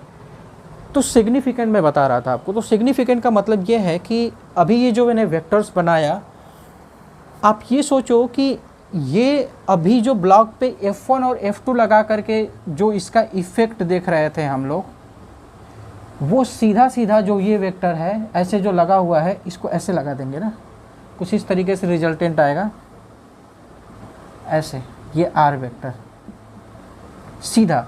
तो जिस तरीके से ये मूव करेगा ना, वैसे ही, मतलब ये जो फर्स्ट ब्लॉक है ये भी वही ब्लॉक है, तो जिस तरीके से ये मूव करेगा F1 और F2 लगाने पर, ठीक वैसे ही R वेक्टर लगा देने पर भी मूव करेगा। मतलब ये दोनों का काम अकेले ये करेगा, यही रिजल्टेंट का मतलब होता है कि इन दोनों की जगह सिंगल इसको लगा दिया ना, तो काम सेम करेगा। मतलब इन दोनों का रिजल्टेंट ये है, मतलब इन दोनों के बराबर ये है। मतलब जितना दोनों मिल करके अलग अलग डायरेक्शन में काम कर रहे हैं, जिस डायरेक्शन में ये ब्लॉक जाएगा, ये अकेले ही वो काम कर देगा। इन दोनों का ये रिजल्टेंट है, इन दोनों की ये बराबर है, इस वजह से जिस तरीके से ये मूव करेगा वैसे ही इसको मूव करेगा, क्योंकि इन दोनों को रिप्लेस करके इसको हटा दिया। यानी कि इन दोनों वेक्टर को रिप्लेस करके रिजल्टेंट वेक्टर हम लगा देंगे तो काम एक ही होगा। ठीक है, ये इस रिजल्टेंट का सिग्निफिकेंट है कि जो छोटे छोटे वेक्टर्स लगाए जा रहे हैं उसको हटा दो, उनका रिजल्टेंट लगा दो, तो बिल्कुल वैसे ही वो भी मूव करेगा जैसे छोटे छोटे वेक्टर्स मिला करके उसको मूव कराते थे, तो रिजल्टेंट वेक्टर भी वैसे ही मूव कराएगा उसको। ठीक है, तो ये इसका सिग्निफिकेंट है, थोड़ा सा मतलब क्लियरिफाई कर दिया। ठीक है, अब ये बातें हो गई। अब दूसरी बात ये है कि जो दो वेक्टर्स हैं ये always in the same plane, अभी हमने पढ़ा है कि दो वेक्टर्स हमेशा सेम प्लेन में होते हैं, तो जो उनका रिजल्टेंट होता है वो भी उन्हीं के प्लेन में होता है। देखो ना भाई, ये उसी प्लेन में है ना, ये बोर्ड के प्लेन में है। मतलब ऐसा नहीं है कि F1 वेक्टर इस तरीके से, F2 वेक्टर इधर इस तरीके से, तो ये R वेक्टर इस तरीके से आएगा। ये किसी दूसरे प्लेन में नहीं आने वाला, ये उसी प्लेन में आएगा। यानी इन दो वेक्टर्स का रिजल्टेंट हमेशा उसी के प्लेन में आता है। ये दूसरी बात हो गई इंपॉर्टेंट। ठीक, और ये इनके बीच का थीटा एंगल है। ठीक है, इतना बातें आपको समझ में आ गई ना, तो बस ये चीज़ें लिखने के लिए नहीं है यार, मतलब कि आपको ये अब ये कितना चीज़ें लिखेंगे आप लोग, ये कॉन्सेप्ट है। इसी छोटी छोटी चीज़ों से आपके फिजिक्स के कॉन्सेप्ट डेवलप होते हैं, फिर हम धीरे धीरे चैप्टर्स आगे बढ़ते जाते हैं, तो आपके पास इकट्ठा होते जाते हैं कॉन्सेप्ट। फिर आपको कैलकुलेशन वाला जो पार्ट है उसके लिए बेसिक मैथमेटिक्स आपको ज़रूर देखनी चाहिए। ठीक है, फिर उसके बाद फिजिक्स के कॉन्सेप्ट मिले और उसके बाद बेसिक न्यूमेरिकल आपको करने आ गया, दोनों मिल करके आपके क्वेश्चन सॉल्व कर देते हैं। बस इतनी सी बात है। ठीक है, टेंशन नहीं लेने का है ना। अब इतना नोट कीजिए, फिर थोड़ा सा आगे चलते हैं।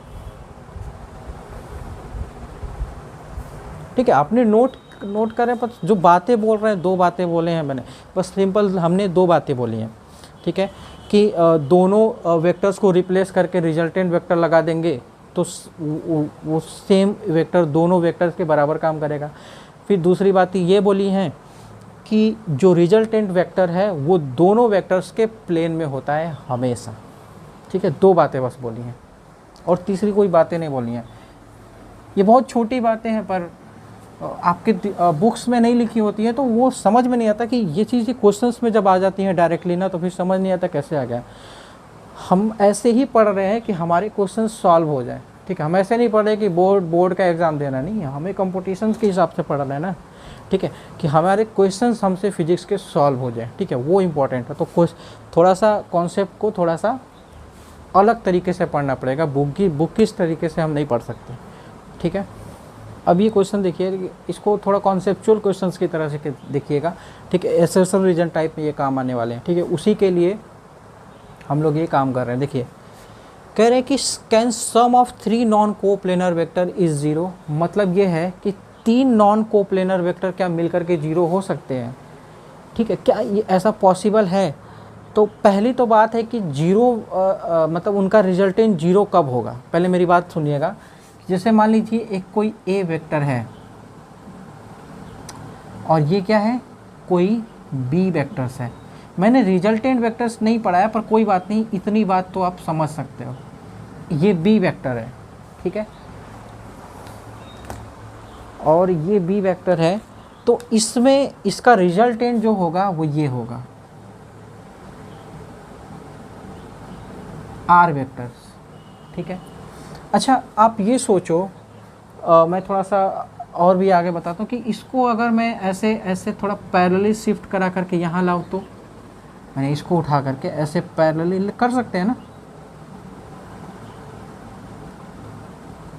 इसको पैरेलली शिफ्ट कर सकते हैं ना ऐसे, इसको बी को, तो ये बी वेक्टर हो जाएगा, है ना। और फिर मैं इसको जो है ए वेक्टर्स को पैरेलली ऊपर शिफ्ट कर दिया है, ए वेक्टर्स। ठीक है, मतलब ये है कि ये बी वेक्टर ए वेक्टर मिलकर के भी मुझे क्या दे दिया, रिजल्टेंट वेक्टर दे रहे हैं। ठीक है, ऐसे भी इसको लिख सकते हैं। तो ये पैरेललोग्राम लॉ है, बस इसको मैंने पैरेलल यहाँ पे लिख दिया और इसको पैरेलली यहाँ पे लिख दिया, कोई प्रॉब्लम नहीं है। ओके, कोई बात नहीं। तो R इक्वल टू यहाँ पे लिख सकते हैं ए प्लस बी वेक्टर्स। अभी उसको छोड़ दीजिए, मुझे बस इसको समझाने दीजिए, ठीक है, उसके लिए बेसिक्स तैयार कर रहे हैं। तो ए वेक्टर और ये बी वेक्टर ऐसे है। अच्छा, आप ये सोचो कि अभी मैं क्या कर रहा हूँ कि इन दो वेक्टर्स को मैं क्या कर दिया, मिटा रहा है, ठीक है। किन दो वेक्टर्स को, इस दो, एक मतलब यहाँ से हटा दे रहे हैं इसको और यहाँ से हटा दे रहे हैं इसको, ठीक है। तो मेरे कहने का मतलब कि एक ए वेक्टर है और ये बी वेक्टर है, तो इनके बीच ये थोड़ा बड़ी चीज़ है, माने बड़ा वेक्टर है, ठीक है। तो दो वेक्टर्स अगर टेल से टेल मिले हुए हैं, मेरे कहने का मतलब है कि अगर ये ए वेक्टर है और वो जो बी वेक्टर है, ये दोनों अगर टेल से टेल मिले हुए तो इनका रिजल्टेंट हमेशा इनके बीच से ही निकलेगा, बीच से ही निकलेगा। जैसे ये है, प्रूफ कर दिया कैसे निकला है, क्योंकि बी वेक्टर यहाँ पे है तो इसका पैरेलल यहाँ बना है, इसके यहाँ पैरेलल बना है, दोनों को मिटा दिया, तो ए और बी के बीच का रिजल्टेंट जो है इस तरीके से निकला, मैंने डायरेक्शन दिखाया। और ये इनका दोनों के बीच का एंगल ये जो है थीटा है, ठीक है, तो हमेशा बीच से निकलेगा इन दोनों का रिजल्टेंट। तो इसका मतलब ये कह सकता हूँ कि अगर ए और बी को मिटा करके मैंने सिर्फ ए ही, तो अगर मैंने, इसका मतलब ये है कि अगर मान लेते हैं यहाँ पे कोई ब्लॉक है M और यहाँ पे मैं फोर्स जो है इसको, यहाँ पे फोर्स मैंने B लगाया और ठीक इसी डायरेक्शन में मैंने एक A वेक्टर लगाया, A वेक्टर का फोर्स लगाया, तो मैं अगर इसी ब्लॉक पे R रिजल्टेंट का फोर्स लगा दूँ तो जिस तरीके से A और B लगा करके मूव कर रहे थे वैसे ही R लगा करके R ही अकेले ही इन दोनों का काम कर देगा, ठीक है, ये बात है, इन दोनों का रिजल्टेंट आ गया। तो अगर मैं ये कह रहा हूँ कि can sum of three non coplanar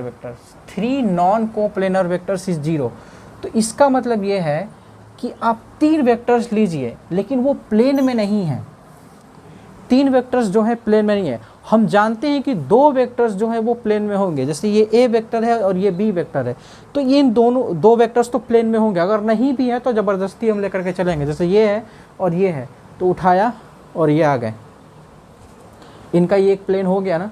तो इन दोनों का रिजल्टेंट क्या होगा, इस कहीं इधर आएगा, कहीं इधर आएगा। अब इन दोनों को हटा देंगे हम लोग, ठीक है। तो अब मेरी बात को ध्यान से सुनिएगा, गौर से सुनिएगा, तो एक बार में आपको समझ आ जाएगा। तीन वेक्टर हैं हमारे पास, क्या है, तीन वेक्टर्स हैं हमारे पास। तो थोड़ा सा मैं पेन का सहारा लेता हूँ।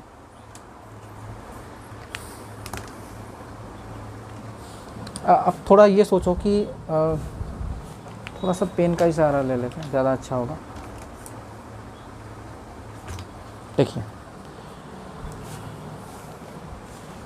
तीन वेक्टर्स हैं मेरे पास, ये दोनों जो है प्लेन में है, और हमें अगर प्लेन में नहीं है तो हम जानते हैं लेकर के चले आएंगे, ठीक है, ये है। और ये एक अलग प्लेन में है जो कि यहाँ पे है, ठीक है। और इन दोनों का रिजल्टेंट जो होगा, इन दोनों का रिजल्टेंट जो होगा, मैंने माना कि वो ये है, ये रिजल्टेंट आ गया इन दोनों का। तो इन दोनों का काम ये करेगा, तो अब हटा देते हैं, ये हट गया। और ये तीसरा वेक्टर जो यहाँ पे है वो मैं इसको यहाँ पे लाया, ठीक है। तो ये वेक्टर सब यहाँ पे आया, तो इनका रिजल्टेंट तो इधर आ जाएगा ना, माने उन दोनों का रिजल्टेंट ये है, और जो तीसरा वेक्टर लाया इन दोनों का रिजल्टेंट इधर आया, तो जीरो नहीं हो रहा है। अगर जीरो होना होता, अगर जीरो मुझे इसको करना है, तो जो दो वेक्टर्स का अभी जो दो मैंने वेक्टर्स, ये ऐसे था और ये ऐसे था, ये वेक्टर्स, इन दोनों का वेक्टर्स, इन दोनों का रिजल्टेंट ऐसे आ रहा है, तो इसको मुझे जीरो करना है, तीनों वेक्टर्स का रिजल्टेंट जीरो करना है। तो एक ऐसे वेक्टर है, ये ऐसे वेक्टर है, तो इसका रिजल्टेंट ये आया, तो मैं इस तीसरे वाले वेक्टर्स को अब मुझे इधर ही लाना पड़ेगा, मतलब इसके ठीक अपोजिट लाना पड़ेगा ऐसे, तभी जीरो हो पाएगा। और वो इसको, ये पीछे इसके तभी आ सकता है जब इसके प्लेन में हो ये। अगर ये प्लेन में नहीं है, तीनों कोप्लेनर नहीं है, तो हो ही नहीं सकता, क्योंकि अगर ये ईस्ट साइड है, प्लेन में नहीं है इनके, तो ऐसे है, तो ये इस वेक्टर को काट ही नहीं पाएगा। इसको इस वेक्टर को काटने के लिए उसको पीछे आना पड़ेगा, पीछे आने का मतलब इसके प्लेन में होना पड़ेगा, पर प्लेन में तो है नहीं। तो तीन वेक्टर्स अगर नॉन कोप्लेनर है तो कभी जीरो नहीं हो सकते हैं। लेकिन अगर तीन वेक्टर्स प्लेन में हैं तो जीरो हो सकते हैं। अगर जीरो हो सकते हैं, कैसे सकते हैं पर ज़रूरी नहीं है कि हो जाए, लेकिन जीरो हो सकते हैं अगर प्लेन में है तो। अगर 3 वेक्टर्स को प्लेनर नहीं है तो जीरो होना असंभव है, हो ही नहीं सकता। क्यों? क्योंकि तीसरा वेक्टर जो है दोनों के रिजल्टेंट के पीछे आना चाहिए, जो कि कभी आ ही नहीं सकता क्योंकि वो उसके प्लेन में है ही नहीं।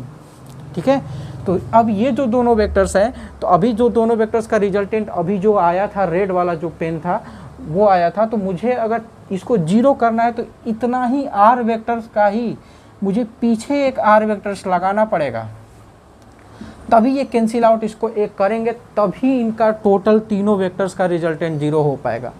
एक तीसरा वेक्टर पर ये अगर प्लेन में होना चाहिए तब, प्लेन में नहीं है तो नहीं हो सकता। ठीक है, तो यही कह रहे हैं कि can sum of 3 non coplanar vector is zero, तो नहीं हो सकता, नो, नेवर। तो आंसर इज नेवर, हो ही नहीं सकता। ठीक है छोटी सी लाइन पर इसको समझाने में थोड़ा सा मतलब एनर्जी लगता है यार। ठीक है, ठीक है, तो अब इसको आप आंसर यहाँ पे नेवर कैसे लिखा मैंने काफ़ी अच्छे से एक्सप्लेन किया है, मतलब एनर्जी मैंने यूज़ की है काफ़ी अपनी, पर अब तो समझ में आ ही गया होगा।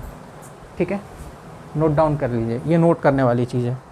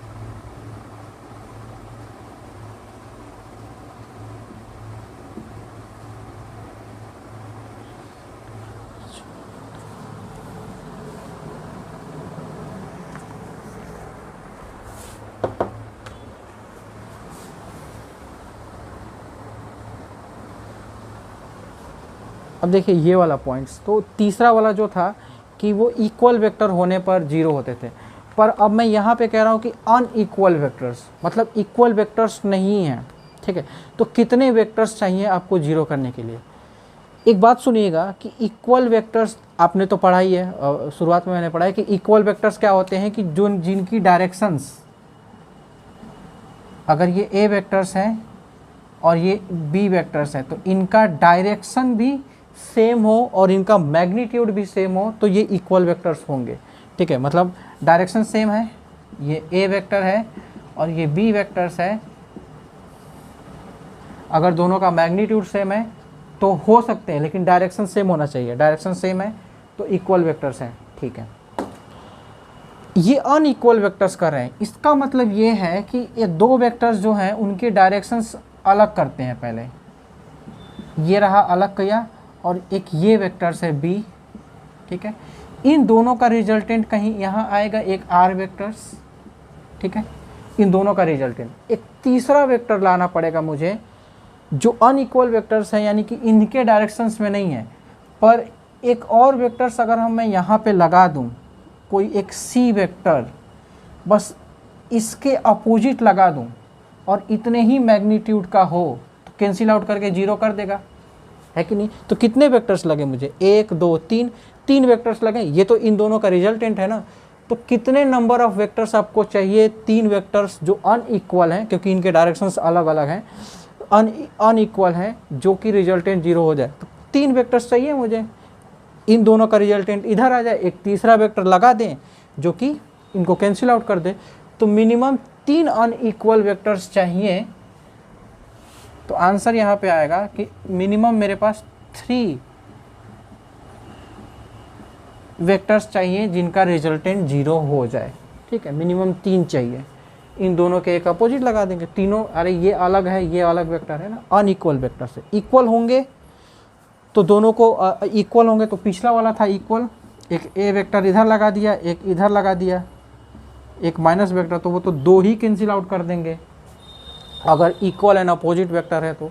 पर ये अनइक्वल बोल रहा है तो तीनों अलग अलग डायरेक्शन में होंगे, पर प्लेन में होंगे, पर प्लेन में होंगे। ठीक है, नोट डाउन करिए। ठीक है, अच्छे से नोट डाउन करिए। ठीक है, अब थोड़ा सा ज़्यादा एक्सप्लेन नहीं करें क्योंकि मैंने अभी शुरुआत में काफ़ी एक्सप्लेन किया, इस वजह से अगर ये चीज़ें आपको नहीं समझ आ रही है ना तो टेंशन मत लीजिएगा, बस इसको थोड़ा कई बार 2 से 3 बार 4 बार 5 बार देख लेना, 5 बार देख लेना, पर देख लेना भाई, 5 बार तो देखने पर समझ में आ ही जाएगा। ठीक है, बस अगर नहीं समझ आ रहा है तो परेशान नहीं होना, मतलब बस यही कह रहा हूँ, क्योंकि अगर आप परेशान हो जाओगे, डीमोटिवेट हो जाओगे ना, मैं आपको कह रहा हूँ ना कि आप बस मुश्किल से वेक्टर्स फिर काइनेमेटिक्स बस पढ़ लीजिए। मुझसे वेक्टर्स और काइनेमेटिक्स पढ़ने के बाद आपको फिर भी ऐसा लग रहा है कि मैं नहीं कर पाऊँगा ना, तो फिर आप छोड़ सकते हो। ठीक है, लेकिन पहले आप वेक्टर्स तो देखना ही देखना है, और बेसिक मैथ, और फिर उसके बाद काइनेमेटिक्स, फिर आप इतना देखने के बाद फिजिक्स आपके हाथ में हो जाएगा। ठीक है, अब देखिए मेरे पास क्वेश्चन है 4th वाला कि minimum number of non coplanar vectors whose resultant can be 0। मतलब कम से कम मैंने तो आंसर ही बोल दिया। मतलब मैं ये कहना चाहता हूँ कि कम से कम कितने ऐसे नॉन कोप्लेनर वेक्टर्स होंगे। ठीक है, तो नॉन कोप्लेनर वेक्टर्स हैं, कितने ऐसे नॉन कोप्लेनर वेक्टर्स लेंगे जिनका रिजल्टेंट 0 हो। ठीक है, तो ये 4th क्वेश्चन है। ठीक है, तो अब कितने ऐसे नॉन कोप्लेनर वेक्टर्स ले जिनका रिजल्टेंट 0 हो। तो चलिए शुरू करते हैं, कितने ऐसे ले। तो आप ये सोचो कि सभी के सभी मतलब जो है 2 तो को प्लेन में होंगे ही, 2 तो प्लेन में हमेशा होंगे, पहले ही मैंने आपको चिल्ला के बताया। ये इधर है और ये मतलब अलग है वेक्टर्स, ये अलग वेक्टर्स है, तो ये ऐसे आया, तब चल ये है, तो इनको एक प्लेन में मैंने ला दिया, तो इनका प्लेन ऐसे है, तो इन दोनों का रिजल्टेंट कुछ इस तरीके से आया। ठीक है, तो ये 2 वेक्टर का रिजल्टेंट है ये। ठीक है, ये 2 वेक्टर का रिजल्टेंट ये है, ये वेक्टर है। ठीक है, आपको ये 2 वेक्टर्स का रिजल्टेंट ये वेक्टर है। ठीक है, एक अब तीसरा वेक्टर है, सभी के नॉन कोप्लेनर है, तो ये तीसरा वेक्टर कहीं होगा, मान लेते नीचे ही होगा, लेट सपोज है, चाहे इधर हो चाहे उधर हो, चाहे ऐसे हो चाहे ऐसे हो, तो चलो ऐसे है, तो इसका रिजल्टेंट, अब ये 2 वेक्टर्स का रिजल्टेंट ये है, तो इन दोनों को हटा देते हैं। ठीक है, 2 को हटा दिया मैंने, और इसका ये रिजल्टेंट वेक्टर है 2 वेक्टर का, यानी कि ये 2 वेक्टर से मिलकर के बना है, ये तीसरा वेक्टर है। तो इसको अब इन दोनों का रिजल्टेंट कहीं यहाँ आएगा, यहाँ आएगा, तो अब ये जो रिजल्टेंट है इन 2 वेक्टर्स का है। तो कितने वेक्टर्स यूज कर लिए, पहले ये जो 2 लगे हुए थे उनका, यानी कि 2 वेक्टर ये, 1 वेक्टर ये, तो 3 वेक्टर को मैंने सिंप्लीफाई करके ये एक वेक्टर बना दिया है। समझ आ रहा है? फिर से समझा दे रहे हैं, मुझे 0 रिजल्टेंट करना है किसी तरीके से, लेकिन क्या है, नॉन कोप्लेनर वेक्टर्स हैं। ठीक है, यानी कि 2 तो प्लेन में होंगे किसी तरीके से, वो तो मैंने पहले बताया, लेकिन जो 2 वेक्टर्स और हैं वो किसी और प्लेन में है, वो किसी और प्लेन में है। ठीक है, और इनका रिजल्टेंट कैसे 0 होगा। ठीक है, मैं बता रहा हूँ, फिर से कोशिश कर रहा हूँ। ये है, इन दोनों का रिजल्टेंट ऐसे आया। ठीक, इन दोनों का रिजल्टेंट ऐसे आया। फिर एक तीसरा वेक्टर है, कहीं और होगा, मान लीजिए ऐसे है, इसको पैरेलली शिफ्ट किया, तो इन दोनों का रिजल्टेंट, माने इन दोनों का रिजल्टेंट का ये जो रिजल्टेंट है और ये जो थर्ड वेक्टर है, अब इन दोनों को हटा दें, 2 वेक्टर हटाया, 2 वेक्टर का काम हो गया। अब ये रिजल्टेंट वाला वेक्टर और ये थर्ड वाला वेक्टर, इन दोनों का रिजल्टेंट ये आया। ठीक है, यानी कि कितने वेक्टर यूज हो गए, 1 2 और ये 3, तो 3 वेक्टर्स का रिजल्टेंट ये है, क्योंकि ये तो रिजल्टेंट था दोनों वेक्टर्स का, तो ये 3 वेक्टर्स का रिजल्टेंट ये है, तो यानी कि 3 वेक्टर्स का मतलब 3 वेक्टर्स को सिंप्लीफाई किया तो ये आया। अच्छा, तो ये 3 वेक्टर्स अभी 0 नहीं है क्योंकि इसका रिजल्टेंट है, तो कोई एक चौथा वेक्टर अगर मैं ला करके इधर लगा दूं, चौथा वेक्टर ला के लगा दो तो ये काट जाएगा, ये भी सभी नॉन कोप्लेनर है, तो ये दोनों वेक्टर्स को कैंसिल आउट कर जाएगा। तो 4 वेक्टर्स चाहिए, है कि नहीं, 4 वेक्टर्स चाहिए मेरे पास, ठीक है। तो 4 वेक्टर्स अगर रहेंगे तो हमारा रिजल्टेंट जो होगा वो 0 हो जाएगा। तो मिनिमम 4 वेक्टर्स चाहिए, अगर नॉन कोप्लेनर की बात करेंगे तो मिनिमम 4 वेक्टर्स चाहिए मुझे 0 करने के लिए। समझाया मैंने कैसे, कि कैसे 4 वेक्टर्स चाहिए, ठीक है। तो अब थोड़ा इसको समराइज कर लेते हैं। समरी ये है कि 4 वेक्टर्स अगर होंगे और नॉन कोप्लेनर है तो उनका रिजल्टेंट 0 होगा। लेकिन अगर 3 वेक्टर्स हैं लेकिन प्लेन में हैं, लेकिन अनइक्वल वेक्टर्स हैं, मतलब इक्वल नहीं है, तो उनका रिजल्टेंट 0 होगा। लेकिन अगर 2 वेक्टर्स हैं और इक्वल एंड अपोजिट हैं तो 0 हो जाएगा, ठीक है। ये मेरे सारी चीज़ें एक साथ मैंने बोल दी, ठीक है। अब इतना नोट कीजिए, फिर इसके एसर्शन रीजन के क्वेश्चंस थोड़े ले लेते हैं, इसके ये टॉपिक्स आपका थोड़ा सा क्लियर हो जाएगा, ठीक है। अच्छा, थोड़ा सा क्रिटिकल हो सकता है, मतलब ये आपका मतलब जितने भी मैंने पढ़ा है दिमाग थोड़ा सा मतलब लगेगा। अगर नहीं आ रहा है तो कोई बात नहीं, इसी लेक्चर्स को आप 1 से 2 बार देखिए, 3 बार देखिए, 4 बार देखिए। आप 4-5 से 5 बार देखेंगे ना तो आपको ये समझ आएगा। आपको एक ही बार में ये चीज़ नहीं समझ में आएगी। आपको लग रहा होगा कि मुझे भी एक ही बार में ये चीज़ें समझ में आ गई, कि ऐसा नहीं है। मैंने भी काफ़ी हाथ पैर मारे होंगे इसमें, ठीक है। जब मैंने इसको सीखा होगा तो तब जा कर के चीज़ें समझ में आई हैं, ठीक है। तो बस आपको भी वही हाथ पैर मारने हैं, ठीक है। और जब आप हाथ पैर मारना सीख जाओगे ना तो फिर आप ये नहीं सोचोगे कि मेरा होगा कि नहीं होगा। क्यों? क्योंकि अब आप क्या कर रहे हो कि आप कोशिश करने में लौट गए हो। आपके दिमाग में सोच नहीं रहे हैं कि होगा कि नहीं होगा मेरा सिलेक्शंस, वो तो अब ख़त्म। अब क्या कर रहे हो कि आप सीखने पे ज़्यादा आप जोर दे रहे हो, ठीक है। तो आप ये सोचते जाइए टॉपिक्स के बारे में, तो टॉपिक्स के बारे में, क्वेश्चंस के बारे में आप जहाँ इंटर करके सीखने लगेंगे ना तो समझिए कि सिलेक्शंस के रास्ते पे चलना शुरू हो गए आप, ठीक है। अभी इतना नोट कर लीजिए आप। अब देखिए एसर्शन रीजन क्वेश्चन की प्रैक्टिस करते हैं, ठीक है। देखिए धीरे धीरे हम लोग एसर्शन रीजन प्रैक्टिस कर लेंगे, ठीक है। अभी जो हम लोगों ने पढ़ा था जो कि थोड़ी देर पहले, कि उसमें क्या था कि प्लेनर को प्लेनर कितने वेक्टर होंगे, जीरोज होंगे। तो ये सारी चीज़ अगर आपको क्लियर नहीं भी है ना तो थोड़ा धैर्य रखिए, जब हम एडिशन ऑफ ए वेक्टर पढ़ेंगे तो वो और भी ज़्यादा क्लियर हो जाएंगी, ठीक है। बस थोड़ा सा आपको ओवरव्यू एक तरीक़े से मिल गया ना, बस आगे चलेंगे तो धीरे धीरे और भी क्लियर हो जाएंगी। जितनी चीज़ें आपको नहीं भी समझ आई ना तो कोई बात नहीं, आपको आगे समझ आ जाएंगे, ठीक है। तो पहले अब ये एसर्शन रीजन देखिएगा। थोड़ा सा इसमें लैंग्वेज का प्रॉब्लम ज़्यादा है, मतलब अगर इसकी लैंग्वेज आपको पकड़ में आ गई ना तो ये क्वेश्चंस बिल्कुल आसानी से हो जाएंगे, ठीक है। बस लैंग्वेज की बात है तो बस लैंग्वेज पे हम लोग ज़्यादा इसमें फोकस करेंगे, ठीक है। देखिए कहीं पर भी अगर कैन ओनली वाले अगर सवाल होते हैं एसर्शन रीजन में, कैन ओनली, थोड़ा अलर्ट हो करके उसके क्वेश्चंस पढ़िएगा, ठीक है। तो इसमें भी वैसा ही कुछ है। ये कह रहे हैं कि एक physical quantity can be regarded as a vector, मतलब एक कोई फिजिकल क्वांटिटी है उसको हम वेक्टर कह सकते हैं। इम्पॉर्टेंट यहाँ पे यह है कि उसको वेक्टर कह सकते हैं if magnitude as well as direction is associated with it.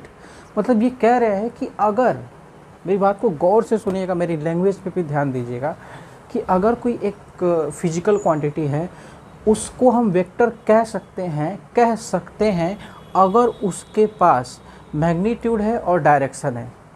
तो हाँ ठीक लग रहा है थोड़ी बात। कैसे? एक थर्ड वाली जो बात है, आप ये सोच रहे होंगे कि ये थर्ड वाली बात तो बोल नहीं रहे हैं। थर्ड वाली बात बोल नहीं रहे हैं, क्या चीज़? कि अगर मैग्नीट्यूड है और डायरेक्शन है तो एक वेक्टर लॉ को भी अगर फॉलो करता तो हम बोल सकते कि हाँ वो कंफर्म वेक्टर है। मतलब कंफर्मेशन के लिए वेक्टर लॉ ऑफ एडिशन बोलना ज़रूरी है। ये बात आपको समझ आ रही है कि अगर कोई वेक्टर को किसी फिजिकल क्वांटिटी को वेक्टर कंफर्म करना है तो उसको वेक्टर लॉ ऑफ एडिशन बोलना ज़रूरी है। थर्ड वाला बहुत ज़्यादा इम्पोर्टेंट है, अगर उसको कंफर्म करना है तो, पर ये कंफर्म नहीं कर रहे हैं। प्रॉब्लम ये है क्यों, और क्यों कंफर्म नहीं कर रहे हैं, क्योंकि कैन लगाए हुए हैं। कह रहे हैं कि हो सकता है अगर वो डायरेक्शन हो और उसके पास मैग्नीट्यूड हो, तो मतलब मैग्नीट्यूड है और डायरेक्शन है तो हो सकता है, जैसे फोर्स है तो वो फोर्स है तो उसके पास मैग्नीट्यूड है और डायरेक्शन है तो वो वेक्टर हो सकता है, हो सकता है। पर ये सकता है बोल रहे हैं, मतलब ये नहीं बोल रहे कि कंफर्म है, हो सकता है। तो ये सही कह रहे हैं कि हाँ अगर मैग्नीट्यूड और डायरेक्शन है तो हो सकता है। लेकिन अगर ये बोलते ये कि अगर उसके पास मैग्नीट्यूड और डायरेक्शन है तो वो वेक्टर ही है, तो गलत हो जाता, तो गलत हो जाता। बात समझ रहे हैं कि अगर उसके पास मैग्नीट्यूड भी है और डायरेक्शन है और वो वेक्टर पक्के से वेक्टर है, मतलब they should be must be A vector, मतलब वो मस्ट बी ए वेक्टर, अगर मस्ट लगा देते तो ये सेंटेंस गलत हो जाता। ये कह रहे हैं अभी डाउट में है कि अगर वो मैग्नीट्यूड है और उसके पास डायरेक्शन है तो वो वेक्टर हो सकता है। मैं कंफर्म नहीं हूँ पर हो सकता है, इनके कहने का मतलब ये है। तो पहला वाला जो है वो बिल्कुल सही है। बात को समझ आई? क्यों सही है? क्योंकि ये कंफर्म नहीं है, बस डाउट में बोल रहे हैं, क्योंकि मैग्नीट्यूड और डायरेक्शन है तो डाउट में हम भी रहेंगे, क्योंकि वो अभी थर्ड वाले पॉइंट की बात नहीं कर रहे हैं। तो अभी डाउट है, इनको भी डाउट है, तो ये डाउटफुल है। तो डाउटफुल है यानी कि ये खुद भी मतलब डाउट है कि वो डायरेक्शन है और मैग्नीट्यूड है तो वो वेक्टर होगा कि नहीं होगा, ये डाउट है। तो डाउट इनका अच्छा डाउट है, क्योंकि ये कंफर्म तब होते जब थर्ड वाली कंडीशन होती, वेक्टर लॉ ऑफ एडिशन होता। तो ये डाउट है, तो यानी कि ये सेंटेंस बिल्कुल करेक्ट है।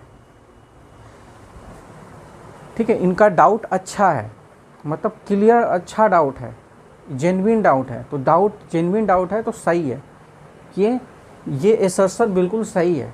ठीक है, अच्छा अब आते हैं, थोड़ा सा आपको समझ में तो आ रहा होगा ना कि कैन लगाने की वजह से ये डाउट है, तो इस वजह से ये असर्शन सही है, असर्शन सही है। पर इसका रीज़न क्या है वो आपको सोचिए। अच्छा ठीक है, अब असर्शन, देखिए असर्शन रीजन क्वेश्चन करने का मतलब थोड़ा सा आपको ट्रिक बताते हैं, थोड़ा सा मतलब पैटर्न बताते हैं कि क्या होता है कि असर्शन आपने पढ़ा कि सही, पहले आप असर्शन पढ़िए वो सही है कि गलत है। तो अगर सही है तो उसका रीज़न क्या होगा? तो इसका रीज़न ये होता कि अगर ये बोलते कि वेक्टर लॉ ऑफ एडिशन को भी फॉलो करता, इसका रीज़न यही है ना कि वेक्टर लॉ ऑफ एडिशन अगर होता तो ये अब कंफर्म हो जाते हैं कि इसका reason vector law of addition है, कि अगर वेक्टर लॉ ऑफ एडिशन इन्होंने नहीं दिया हुआ है इस वजह से डाउटफुल है, इस वजह से ये डाउटफुल है। तो ये इसका रीज़न ये हुआ कि इसमें vector law of addition third वाला जो पॉइंट है वो बोला नहीं गया है, इस वजह से ये सही है। अगर वो बोल देता तो जा कर के ये गलत हो जाता। ठीक है, तो इसका रीज़न है कि इसमें वेक्टर लॉ ऑफ एडिशन बोल नहीं, तो ये रीज़न दिख रहा है मुझे साफ। ठीक है, तो क्या अब ये सोचिए, रीज़न तो हो गया ना, अब इसको देखते हैं कि क्या ये सही है कि नहीं है। इसको सोचते ही नहीं है, ये इसका अभी ये स्टेटमेंट जो है सही है कि नहीं है, बाद में देखेंगे कि रीज़न क्या है। A physical quantity can be regarded as a scalar quantity. एक फिजिकल क्वांटिटी वो जो है फिजिकल क्वांटिटी वो एक स्केलर कहलाएगा, कोई भी फिजिकल क्वांटिटी स्केलर कहलाएगा, कैन लगाए हुए हैं, स्केलर कहलाएगा if it is associated with the magnitude. अगर उसके पास मैग्नीट्यूड एसोसिएटेड है सिर्फ, तो उसको हम स्केलर क्वांटिटी कहेंगे, कह सकते हैं। सकते लगा रहे हैं, मतलब इम्पॉर्टेंट है कि ये सकते लगा रहे हैं। अब थोड़ा सा इसको क्लियरिफाई करते हैं थोड़ा इस वर्ड्स को। ठीक है, अब सुनिएगा मेरी बात को गौर से। कह रहे कि एक फिजिकल क्वांटिटी को हम, हिंदी में बोलें, एक फिजिकल क्वांटिटी को हम स्केलर क्वांटिटी कह सकते हैं if it is associated with the magnitude only. तो थोड़ा सा ठीक से सोचते हैं कि ये क्या कह रहे हैं कि मास है, ठीक है, उसके पास 5 kg मैग्नीट्यूड है। तो मैं आपसे पूछता हूँ कि आप ये छोड़ दीजिए, पहले आपसे पूछते हैं कि आपके 10 kg मतलब आपके पास कुछ वेट है, मान लीजिए 10 kg आपके पास कुछ भी है, मतलब मान लीजिए शुगर है आपके पास 10 kg, तो क्या आप कहेंगे कि हाँ हम इसको स्केलर कह सकते हैं? आपके इस थोड़ा स्टेटमेंट पर ध्यान दीजिए। क्या मैं ये बोल सकता हूँ कि ये स्केलर है मास, 10 kg इज ए स्केलर? कह सकते हैं ऐसा? नहीं, ये कंफर्म है कि स्केलर है, हमें डाउट ही नहीं है। उसके पास मैग्नीट्यूड है तो वो हमें डाउट ही नहीं है कि वो, हम सकते लगाएंगे ही नहीं, हम कैन ही नहीं लगाएंगे, हम तो कहेंगे दे मस्ट बी स्केलर, क्योंकि उसके पास मैग्नीट्यूड है तो वो स्केलर है। मस्ट यहाँ पे इनको लगाना चाहिए था। इनको डाउट है अभी इनको डाउट है कि अगर उसके पास मैग्नीट्यूड है सिर्फ तो वो स्केलर होगा। अरे तो डिफिनीशन है ना, इसमें कैन क्यों लगा रहे हैं? आपको तो मस्ट लगाना चाहिए था। तो ये फॉल्स है। फॉल्स इस वजह से है क्योंकि इनको गलत डाउट है। यहाँ पे इनका डाउट सही था पर यहाँ पे इनका डाउट गलत है। भाई ऐसे कैसे हो सकता? अब कोई आपको ये बोले कि गाय घास खा सकती है, थोड़ा बच्चों की तरह समझते, गाय घास खा सकती है, तो आप खुद सोचिए कि क्या गाय घास खा सकती है कि खाती है? वो खा सकती नहीं है, वो खाती है, इसमें डाउट ही नहीं है। अगर कोई ये बोले कि गाय घास खा सकती है तो आप कहोगे पागल हो क्या, वो तो खाती है, आप गलत बोल रहे हो। तो वहाँ पे आप ये स्टेटमेंट बड़ी आसानी से बोल देंगे तुम गलत हो, क्योंकि तुम कह रहे हो कि खा सकती हो, तुम्हें डाउट है। अरे मैं दिखा सकता हूँ कि वो खाती है। पर वैसे ही ठीक यहाँ पर भी है कि इनको डाउट है कि वो स्केलर क्वांटिटी है क्योंकि उसके पास मैग्नीट्यूड है। अरे नहीं, वो मैग्नीट्यूड है उसके पास तो स्केलर क्वांटिटी है, ये कंफर्म है। आपको कैल नहीं लगाना चाहिए था, इस वजह से ये क्या है, फॉल्स है। समझे? तो ये फॉल्स है। ठीक है, तो अब ये समझ आ गया कि ये चीज़ क्या हो गई, ये फॉल्स है और ये जो है ट्रू है। तो अब चलो मैच करा लेते हैं। If both assertion and reason are true, दोनों ट्रू है, नहीं तो ये बात तो ख़त्म ही हो गई, यहाँ से हटाई दीजिए। If both assertion reason are true, both assertion reason are true मतलब दोनों सही है क्या? नहीं, ये भी नहीं है, मतलब सही नहीं है। ठीक है, अब यहाँ पे आते if assertion reason is true. हाँ, एसर्शन रीजन इज़ ट्रू, ये सही है, बट रीजन इज़ फॉल्स, तो रीजन जो है वो फॉल्स है। हाँ, ये रीजन फॉल्स है, बिल्कुल सही बात है, रीजन फॉल्स है। तो ये वाला सही लग रहा है। सही लग क्या रहा है, मतलब है, मुझे लगाना नहीं चाहिए, वो जब कन्फर्म सी पार्ट आंसर होगा तो इसका सी पार्ट आंसर होगा। ठीक है, ऐसे क्वेश्चंस को कराते समय ना आपकी पूरी मतलब ये फोकस होना चाहिए। ठीक है बहुत आसान, बस आपके कॉन्सेप्ट ये चीज़ क्लियर कर देते हैं। ठीक है, तो एसर्शन रीजन को ही ऐसे ही पढ़ते हो, बड़ा मज़ा आता है एसर्शन रीजन करने में। ठीक है, तो ठीक है, इसको एक बार नोट कर लीजिए। फिर एक और एसर्शन रीजन लेते हैं। इस पर डिफ़िकल्ट एसर्शन रीजन हम बस यही लिए हैं जो लैंग्वेज में आपको बता सकता है। एसर्शन रीजन हम और भी आगे लेंगे जो कि थोड़े से और भी डिफ़िकल्ट होंगे, पर थोड़े थोड़े से मतलब ले रहे हैं। ऐसा नहीं कि एक ही बार मतलब हम लोग ले लेंगे कि जैसे लेक्चर ही छोड़ दिया जाए, नहीं, ऐसा नहीं करेंगे, धीरे धीरे लेंगे। ठीक है, इसको नोट कीजिए, फिर ऑफ करते हैं। अब ये देखिए, ये एसर्शन रीजन नेक्स्ट है। देखिए, any physical quantity having direction is a vector. क्या ये सही है? अब ये देखिए कि कोई भी फिजिकल क्वांटिटी जिसके पास डायरेक्शन है वो वेक्टर हो जाएगा।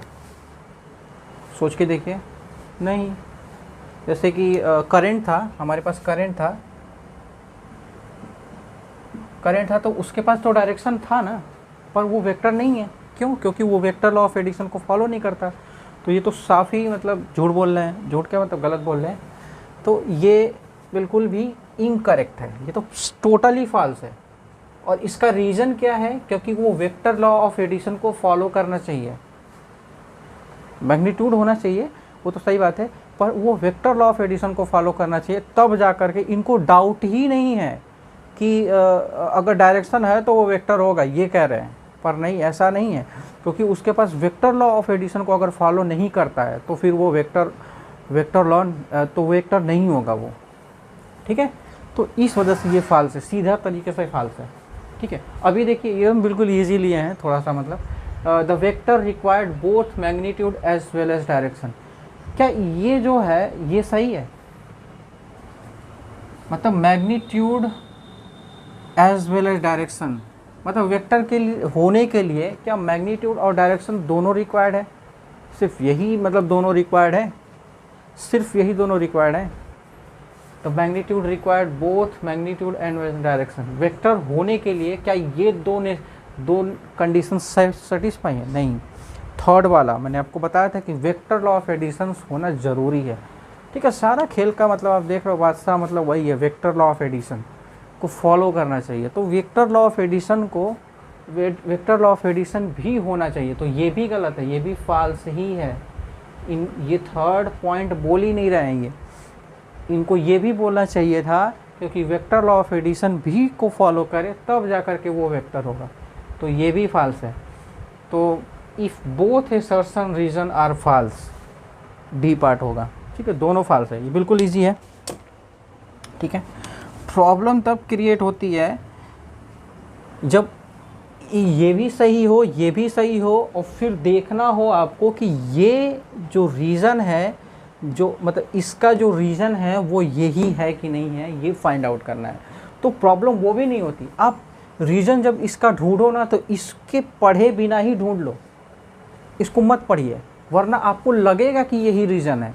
अगर जहाँ आपने इसको पढ़ा, फर्स्ट को पढ़ा और आपको दिमाग में फिर ये क्लिक करेगा, फिर आपको उसका असली रीज़न जो है फर्स्ट वाले का, जब असर्शन रीज़न कर रहे हैं तो जो फर्स्ट वाला है उसका असली रीज़न आप क्लिक नहीं करेगा ठीक तरीके से।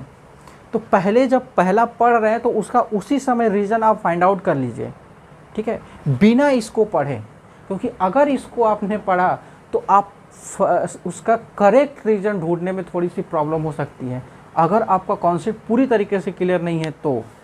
ठीक है, तो आप यहीं से आप पहला पढ़िए, तो अगर वो ट्रू है तो उसका रीज़न वहीं सोच लीजिए। ठीक है, तो फटाक से आपको आंसर मिल जाएगा असर्शन रीजन का। तो पहले वाले को पढ़िए, मैं बता रहा हूँ आपको, फिर बात ये बिल्कुल बहुत सही चीज़ है, तरीका है असर्शन रीजन करने का, कि पहले वाले को पढ़ा और पढ़ते समय ही उसका रीज़न वहीं सोच लीजिए। अगर वो सही है तो उसका रीज़न वहीं सोच लीजिए, फिर उसके पास दूसरे पे आइए। अगर वो सही है तो जो रीज़न सोचा है क्या वो चीज़ लिखी हुई है? अगर वो चीज़ लिखी हुई है तब तो फिर मतलब आप समझ जाइए कि अब तो वो कंफर्म है कि फर्स्ट पार्ट होगा। अगर नहीं लिखा हुआ है तो कोई बात नहीं, अब ये देखते हैं कि वो सही है कि गलत है। अगर सही है तो वो ट्रू है, और ट्रू है तो वो फिर ये वाला पार्ट हो जाएगा। मतलब लेकिन करेक्ट एक्सप्लेनेशन नहीं है, पर ट्रू है तो वो बी वाला पार्ट हो जाएगा। मतलब ये भी करेक्ट है, ये भी करेक्ट है, बट ये इसका करेक्ट एक्सप्लेनेशन नहीं है, तो इस वजह से ये बी पार्ट हो जाएगा। ठीक है, अच्छा ये भी हो सकता है कि ये ट्रू है तो ये फॉल्स है, तो वो तो मतलब बात ही ख़त्म, रीज़न ही नहीं सोचना है वहाँ पे। इन दो चीज़ों में आपको प्रॉब्लम नहीं होगी। प्रॉब्लम ये होती है फर्स्ट और सेकंड वाले में, ए और बी वाले में। फिर तो ए और बी वाले को करने का सीधा सेंस यही है कि आप पहले वाले को पढ़ें और फिर पढ़ते समय ही उसका रीज़न सोच लें। ये इसका की पॉइंट है, मतलब ऐसे क्वेश्चंस करने। ठीक है, तो ये तो मैंने क्वेश्चंस करा दिया, बिल्कुल आसान सी बात है, डी पार्ट होगा। ठीक है, इसको नोट डाउन कर लीजिए। और नोट डाउन करना क्या है, मतलब फिर भी आप ऐसे इसको नोट डाउन करिएगा ना कि आप इसको एक अलग मतलब ऐसे लिख लीजिए, फिर असर्शन रीजन लिखते जाइए। आप असर्शन रीजन की अलग एक 2-3 पेज अलग होनी चाहिए। उसे क्या होगा कि बार बार आपको लिखना नहीं पड़ेगा। कैसे, मैं बता रहा हूँ। पहले इसको लिख लिया, सबसे पहले आपको क्या करना है कि ये अभी इसको नहीं लिखना है, पहले आपको ये वाला जो हिस्सा है, आपने बुक्स में भी देखा होगा, ऐसे ही लिखा होगा, पहले ये वाला जो हिस्सा है उसको लिख लिया। ठीक है, और असर्शन रीजन लिखते गए, जितना असर्शन रीजन है लास्ट पेज में आप उसका एक कॉपी बनाइए, 2-3 पेज बनाइए और बस उसको देखते जाइए। और फिर उसके बाद ए पार्ट बी पार्ट इसी के सामने जो असर्शन रीजन लिख रहे हैं वहाँ पे लिखते जाइए, ए पार्ट होगा बी पार्ट होगा। बस ये आपके दिमाग में मेन हेडिंग की तरीके से इसको लिखिए, फिर असर्शन रीजन नीचे ऐसे तरह जैसे बुक्स में है, वो बिल्कुल सही चीज़ है। ठीक है,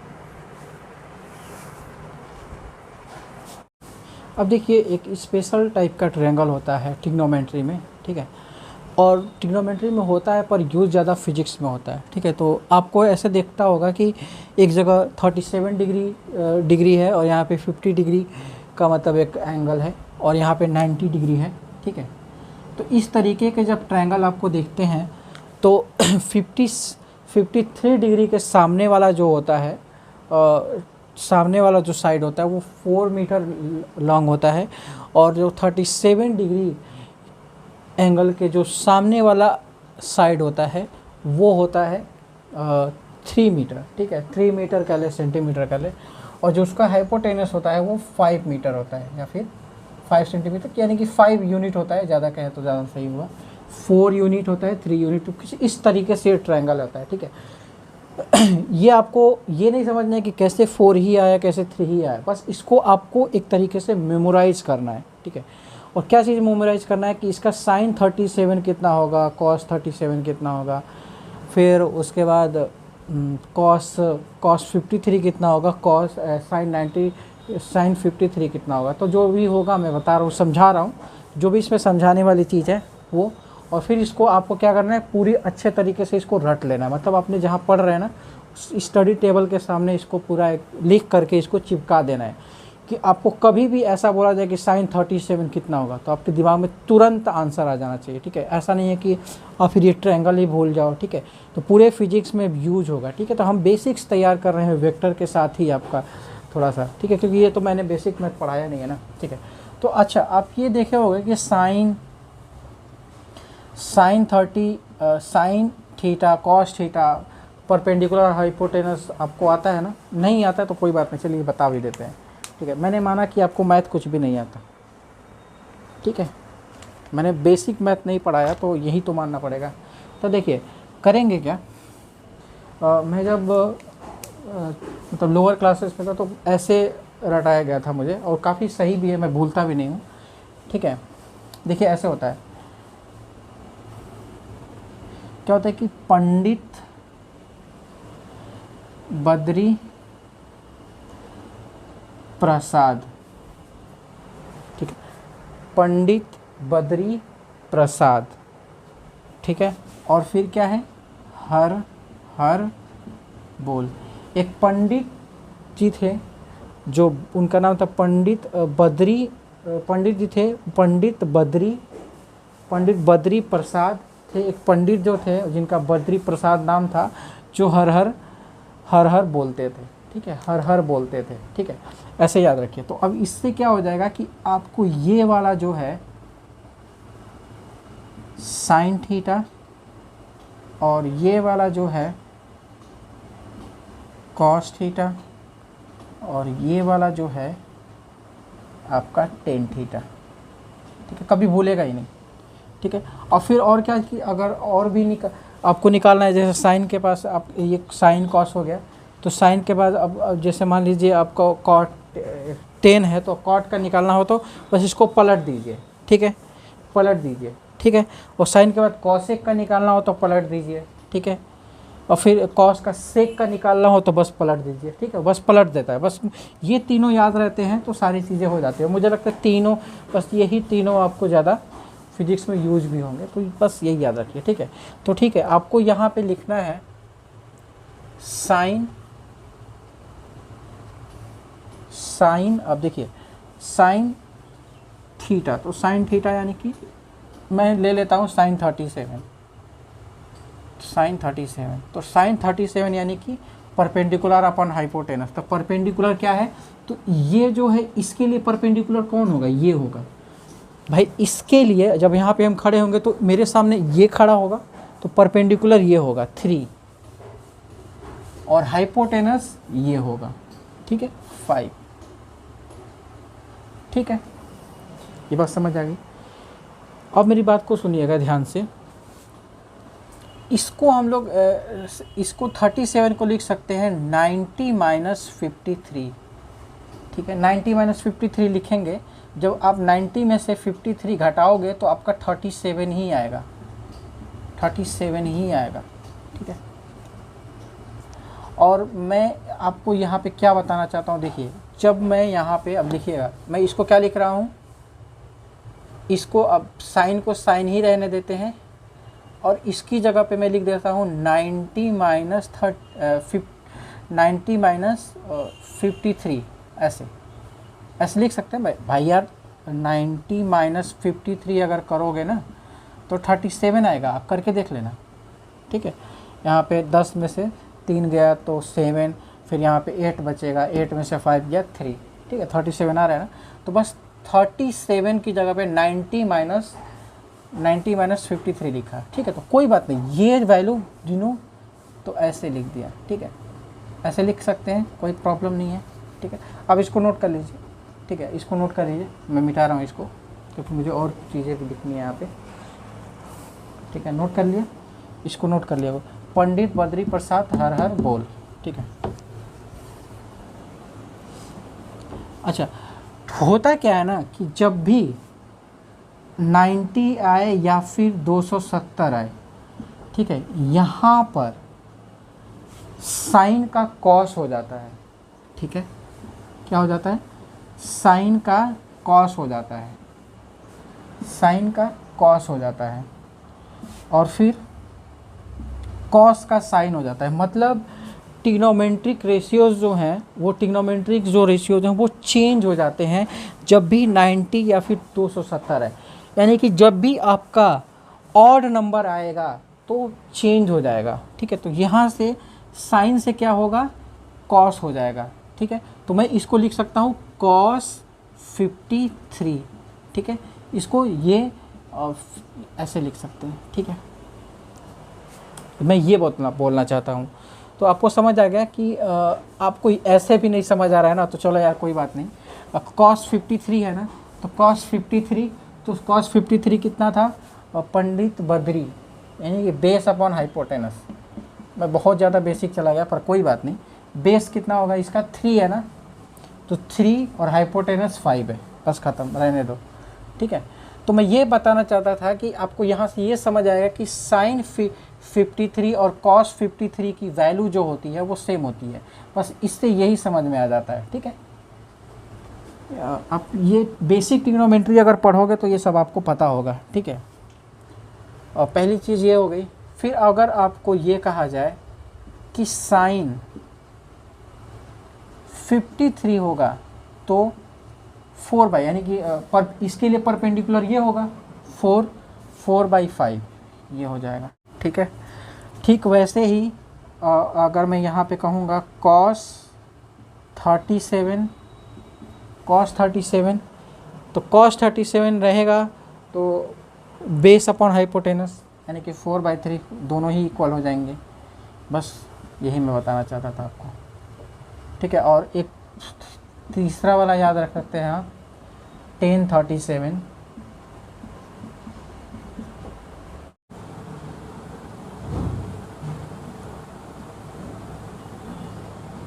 बेस अपॉन हाइपोटेनस, ठीक है। ये है बेस और ये हाइपोटेनस, ठीक है।